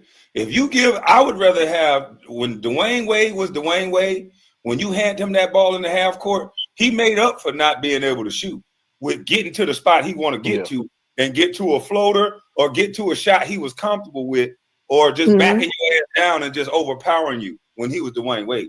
You gave Dwayne Wade the ball because he was smart enough to do what he was going to do with it. Yeah, and if he did have a shot like Kobe, Dwayne Wade would be right there up with Kobe if he could shoot like Kobe in that era. That's the only thing that separated, to me, Dwayne Wade and Kobe at that time was that jump shot. So Kwame, let me ask you this. What do you think because I think that's what made Kobe special was his range, right? His ability to rise up. I don't think he gets enough credit for his range. He had range like no other. That's the thing that people try to say he's more skilled than Jordan. But when Jordan was challenged on whether he could shoot threes, he showed you he could shoot them. He just didn't do it. Now, Kobe had range like a motherfucker. Kobe could score every level, and he could, to me, shoot better than MJ from deep.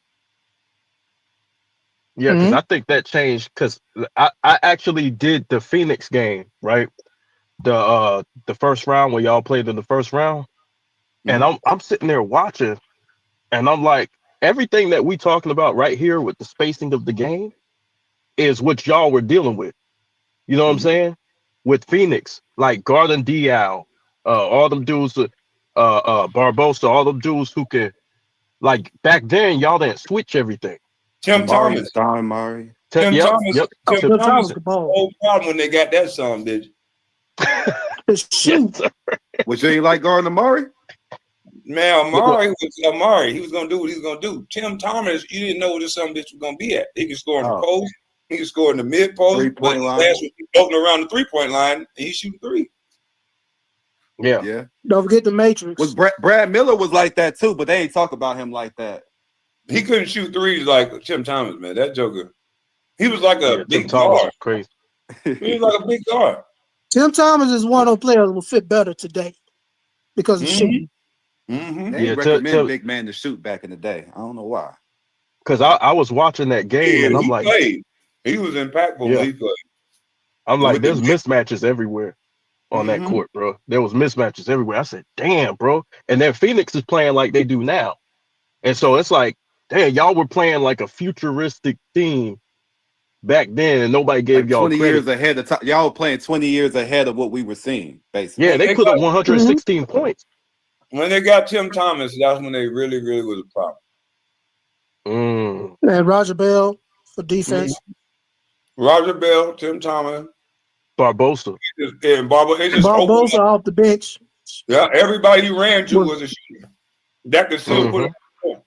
So is Steve Nash still a GOAT, even though he never got a championship? Who said he was a GOAT?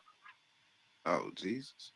I mean, he did get back-to-back MVPs. I mean, some people consider him one of the GOATs. Like, we're talking about top 10 point guards. Somebody's going to yell out Steve Nash. I've never heard that one. I ain't know they consider him a GOAT.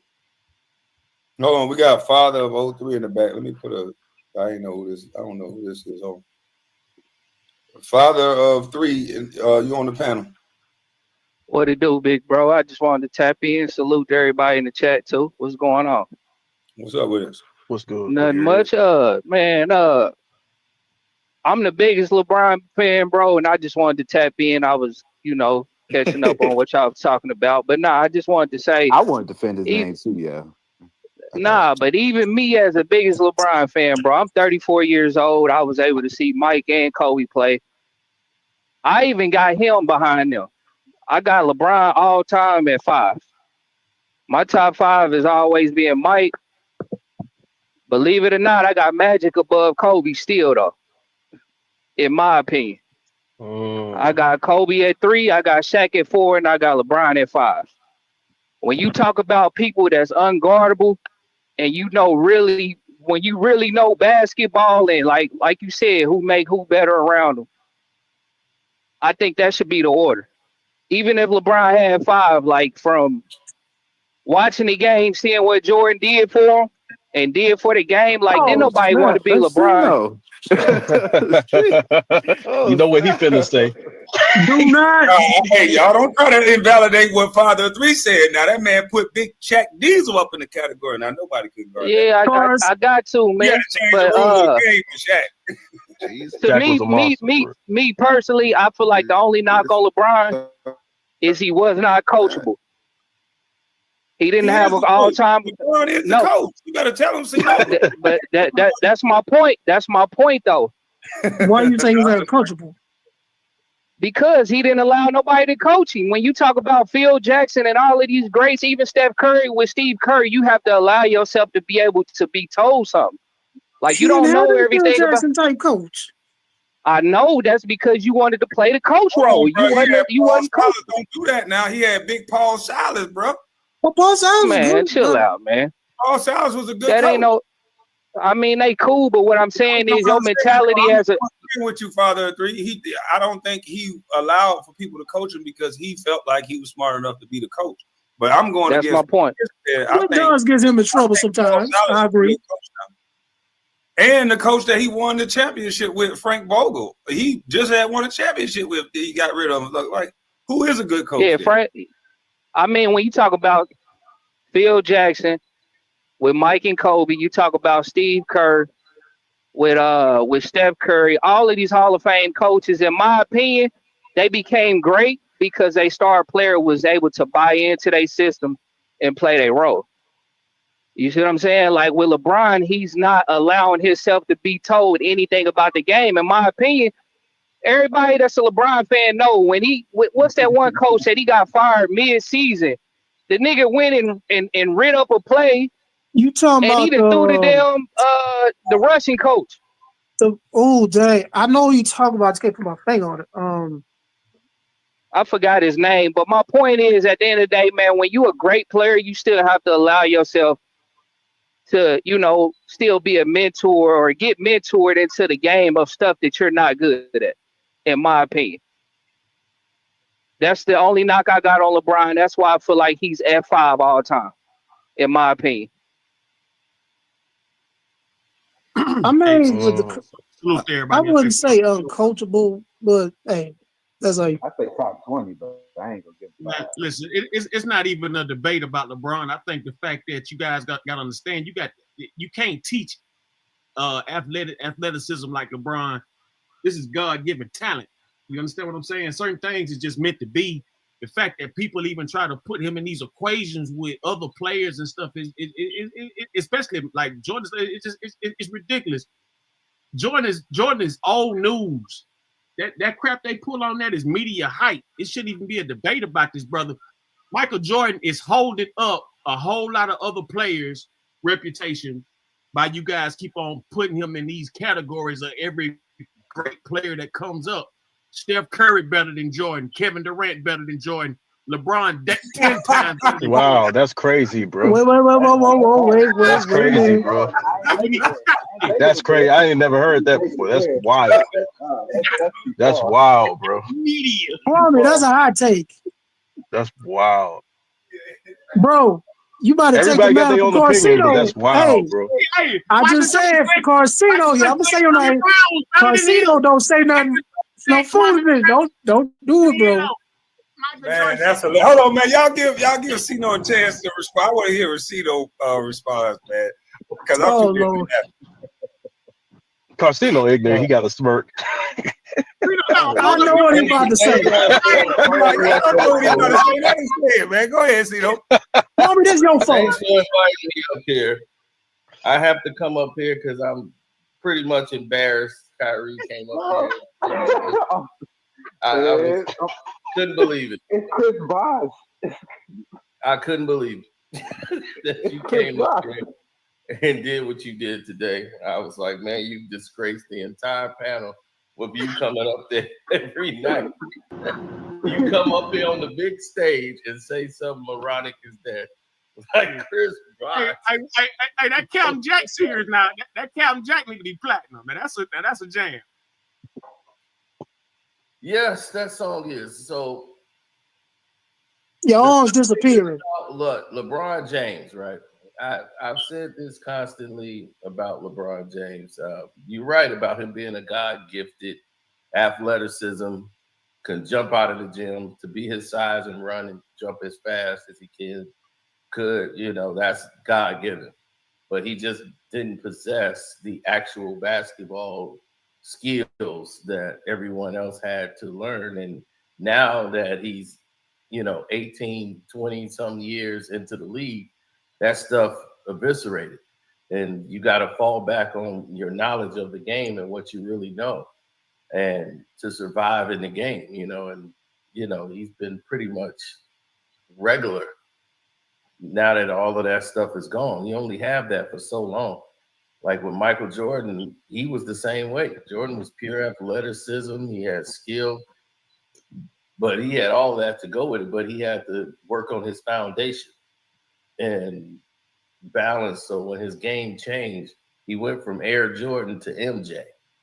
And when he went to MJ was a monster because you couldn't stop nothing he wanted to do. He can get the ball in the spots. He could palm that ball, do whatever he wanted. He didn't have to work as hard as when he was Air Jordan. Air Jordan had to go through the air, do all these things in the air and do it. Nah, Mike wasn't doing all that no more. He was very selective in his moves. Get it wherever he wanted. Turn middle and shoot that motherfucker. Exactly. But LeBron is doing what he normally does. That whole thing he said, I just laughed because to me it's typical LeBron. Whenever he wants the narrative to be something, he just changes it. He forget what he actually is. Nobody chased more championships more than he did. That's why he went to Miami. He went to Miami to chase championships. No, he didn't. Not one, not two, not three, not four, not seven. He came back to Cleveland. He came back to Cleveland to chase a championship that he didn't get the first time. So he came back to Cleveland to win a championship. He went to the Lakers to try to win a championship. That's his whole thing. Now when he know, I can't go get it. Well, championships don't really mean that. I mean, who made this to the facts? Facts. That's all it's about. Now, why the LeBron fans cannot admit that this man just said this because he's not going to catch MJ? Now, it's not true. You can still be a LeBron fan, but the man ain't perfect. He said he wanted to win 7 in Miami, and now his tune changed because ain't no catching MJ. Yep, because he knows it's over now. Because I told people a month ago Jenny Buss was going to be out of there. And people didn't know it until yesterday. Everybody started saying, man, you was right. I'm telling you, you got some ties to something. They call you CIA. I'm like, I'm not gonna make up something as big as Jenny Buss finna lead the Lake. I mean, get sell to the Lakers. That's something you can't make up.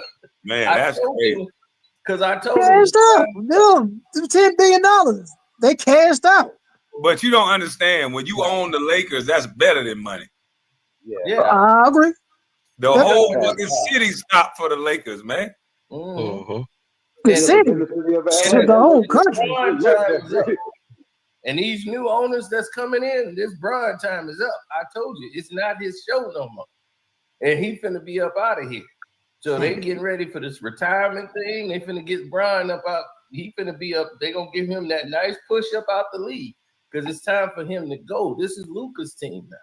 Karceno. So even if they win 3-4 championships, let's say the Lakers win 3 in a row, it ain't LeBron winning that. He being led by Luka. It's Luka's team. It's not LeBron's. Karceno. Yeah. He's playing for 22 years. You say push him out like He has let us do. He been for 20 years. Eventually, he's gonna go. Yeah, he gonna go now though. Yeah, he go. Yeah, they gonna give him the challenge. Call me ignorant. Yeah. I'm predicting when he's gonna go. It's when Bryce play. LeBron on that's He's his playing team. 2 more years. He's playing this. My prediction is Bryce's rookie year. After that, he's done. Because the prophecy complete. That's my prediction. When Bryce come in, he's like, there's a prophecy of. huh? So there's a prophecy that all his kids can go to the I NBA. just gave you the prophecy. He's trying to hold on for LeBron Bryce. is not a king. LeBron is not a king. What's the I just gave you the prophecy. Man. He's trying to hold on for Bryce. We know what he said, but I'm just saying, what is that That's prophecy crazy. supposed to bring? His son to go to the NBA with him. I playing. can't answer that question. That's what All I'm saying is called it he's the prophecy. waiting for Bryce You called to it play with or against Bryce. After that, he like, shoot, I played with both my sons, so I can go now. So if Bryce mean, averaged he 3 can go points now in college, anyway. you still think he should get drafted? Oh, gee. I can't answer that question. Oh my God! Average the same amount.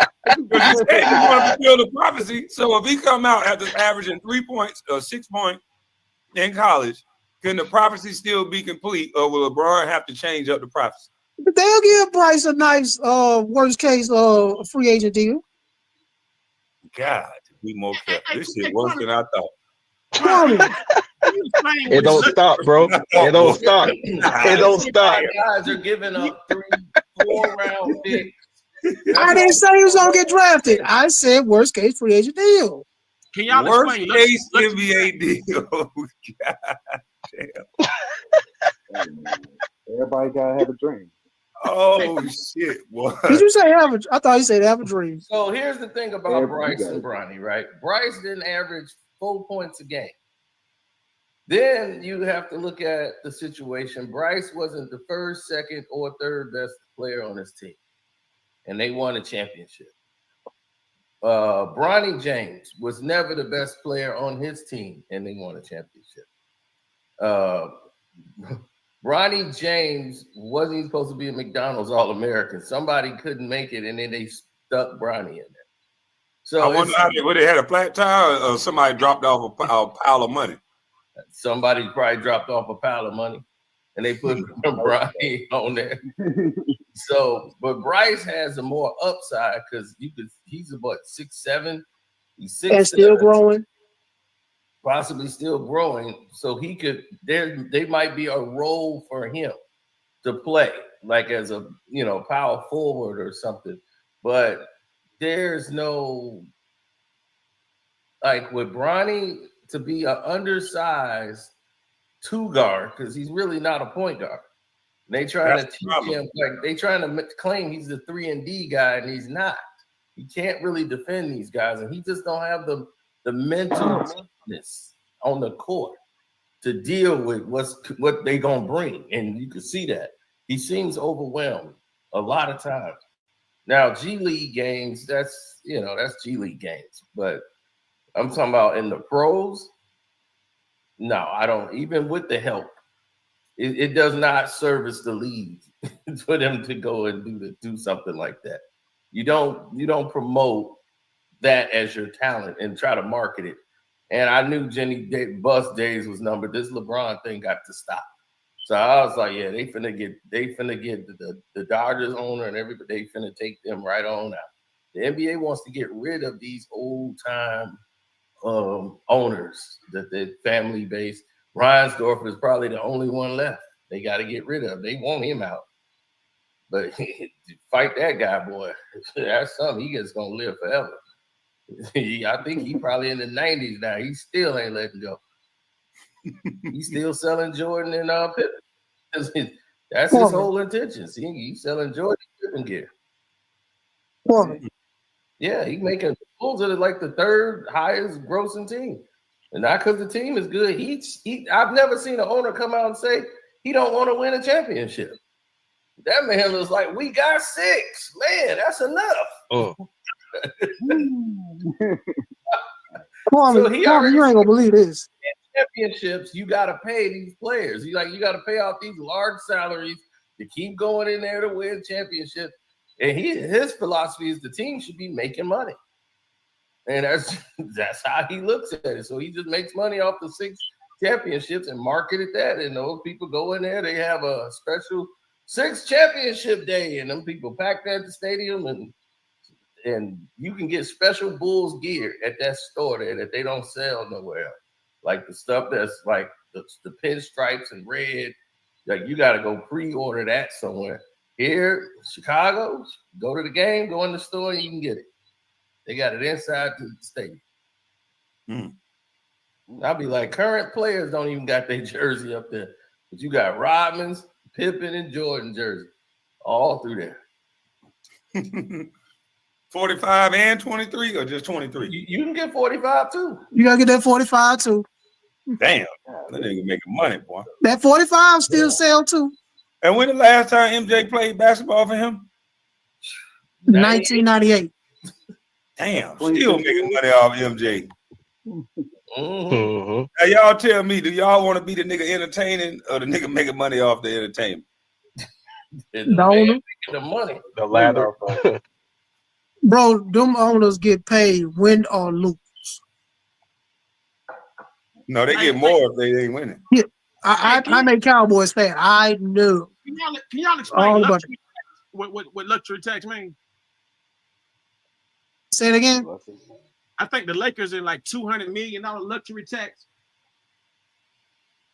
Yeah, they were the reason that the team wasn't, like I try to tell people, y'all thought it was because I hate LeBron, but LeBron wasn't packing them in no more. This whole season was an indication of that. The start of this season on, the Lakers didn't have a lot of sellouts. People wasn't rushing to go see LeBron. That in LA, they weren't having home sellouts. The Buss family depends on that stadium. They own that. It's a family business. They're the majority shareholders. Everything that happened in that building is up to them. The Clippers' new stadium has drawn all the concert. Now they have competition with them, and they got a $2 billion stadium. You can't compete with Bond. You're gonna lose this race. Jeannie Buss know that. She can't compete. Her net worth is lower than LeBron's. Dramatic. She was here in Chicago signing autographs on an autograph tour. I said, what is Jeannie Buss doing here? She's trying to build her brand up and get herself out there so people can see her. So she's going to remain a governor of the Lakers. They're going to keep her like a face, like they kept Dana White on UFC because it's familiar. You know Jeannie Buss. But the ownership is changing. They finna get Linda and Kurt Rambis, all those old, we the Lakers, this how we run things. That's gonna change. All of it's gonna change. All the Nepo babies.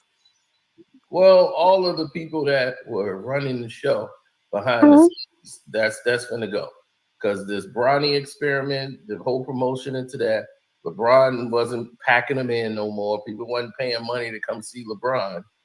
And they got rid of AD finally, and they brought Luka in, and that gave them the bump that they needed because the merchandise started to pick up. Everything picked up when the Luka got there. Numbers, ratings, everything. It was like a energy bolt. They needed a new life. I think he had the #1 selling jersey. I'm not sure. Probably, but the thing is that it's energy going up. It's interest into the Lakers. Once Luka came onto the team. So Luka's younger. So yeah. So yeah, it wasn't about the age. It's just the now you're optimistic. Before you wasn't. With AD and LeBron playing, you just like, this team ain't gonna win. And that's how the crowd. Yeah, it was supposed to be AD, but that man too fragile. That's his one big time weakness. He get injured anytime. And the Lakers had tried to get rid of him 2 years prior. LeBron fought to keep AD on the team. The team was ready to move on from Anthony Davis because he kept getting injured, and they thought this is going to be a current thing, a reoccurring thing that keeps happening. We're going to have to move away from AD, and LeBron wouldn't hear about He wanted to keep AD on the team because he knows how to play with AD. So they were basically prisoners of LeBron James and stuck, getting nothing out of it, spending all this money. And Jenny Buss lost $8 million of her own personal money for Russell Westbrook. She lost that much money. She was not happy to lose that money at all. Trust me. You'd be like, she got hundreds of millions of that. No, the Lakers. Even people that got money ain't losing money. Yeah, they're a private business. She lost. They don't like. They lose $1 million. They make. Mad losing $8 million. I don't care how much money you got. You lost $8 million. Exactly. People that got money don't like losing money. Trust me. So the Lakers have to go to the playoffs for her to make money. She has to make that playoff money. So when they didn't even make the play-in that year with Russ, Melo, and all them, they were eliminated completely out of the competition. No playoffs, nothing. All that revenue not coming in to the Lakers in that building. Yeah, and that's their source of revenue. That's their one source. It's not like Steve Ballmer with Microsoft. Like, okay, I'm gonna get money regardless. The Lakers are the Buss family. That's their revenue. That's their whole thing. Yeah, if you get LeBron, you're supposed to make all the revenue. He the king. Marvin. Hold on, he said, hold on, Chris. He said the reason why Riley didn't like LeBron counting to 7 because the Lakers in '87 promised to repeat in '88, and Riley knew how hard that would be. Yeah, Riley was looking like, oh shit, this mother trucker. Yeah, I wish he never said that. Yeah, he made the term three-peat. That comment. But he knew it was all about rings, so that's why he said it, B. So we don't want to hear that crying now. I just wish he stopped talking about it. He just ain't gonna catch. It's a fact. He's not gonna catch MJ. It's over. Nobody's catching MJ right now. So no, if you'd have won 2 more championships, y'all would have said he beat MJ. He's beating them in rebounding points. If he won what? How many? 2 more. If he'd have tied up with the 6. Y'all thought they was gonna win with AD. With AD, they went to the finals. They had AD. Y'all thought they was gonna win that one. Y'all thought Luka came, they was gonna win. No, when they went back, y'all had another little run after the bubble. Oh yeah, I'm a Rockets fan. What are you talking about? Now you ain't no LeBron. Oh, okay. He's still a Rockets fan. Talking about the Rockets up here yet. I'll tell you, they gonna turn. I always talk about the Rockets. Shout out to Jamar Smith. You always talk about LeBron. Yep. I always, Kwame, I told you I'm a Rockets fan. Now I'm on the cross. Now he's ready to I have always said I'm a Rockets fan. You know this man. I don't know. What are you talking about? You know exactly what the hell we talking about. I've always been a Rockets fan. That's it. I didn't even know you knew where the Rockets was at. The way you talk about. No, we still got some work to do. My Rockets, we still got some work to do. We getting there. Hey, look here. I wonder if the Rockets get LeBron, would you be happy? He's not coming here. But would you be happy though? Oh, you about 10 years too late for me to say that. Now, you want to answer my question? Would you be happy if LeBron? Because you had the best of both worlds. It sounds like. He's 40 years old. No, I ain't gonna be happy. Huh? So wait a minute. Us Lakers fans. He just played. I'll say he was the best in the league at some point this year. Kwame, us Laker fans, we got to be happy. He bringing his sons along and stuff at 40 years old, but he don't want him on his team. No. Wait. Deal with all this shit. Hold on, I'm about to come up. Listen. That nigga don't even want LeBron. Damn. No. Listen to me. I'm not saying he can't play, but when we gonna get the retirement tour? He's still LeBron. He just averaged like 30 points, didn't he? 24, 8 and 8. Oh yeah, because he took a lesser role when Luka came and he got hurt. But the streak finally ended. The streak finally. He was averaging like 28. Now the rest, I want y'all to go see on the Kwame Brown Buss Life channel. And we enjoyed ourselves, had a good time here. Now it's getting time for the game. So I'll holler at y'all All right. Thanking all y'all for tuning in. Thank y'all for hitting the like button. Everybody who super chatted, appreciate you. I'm out.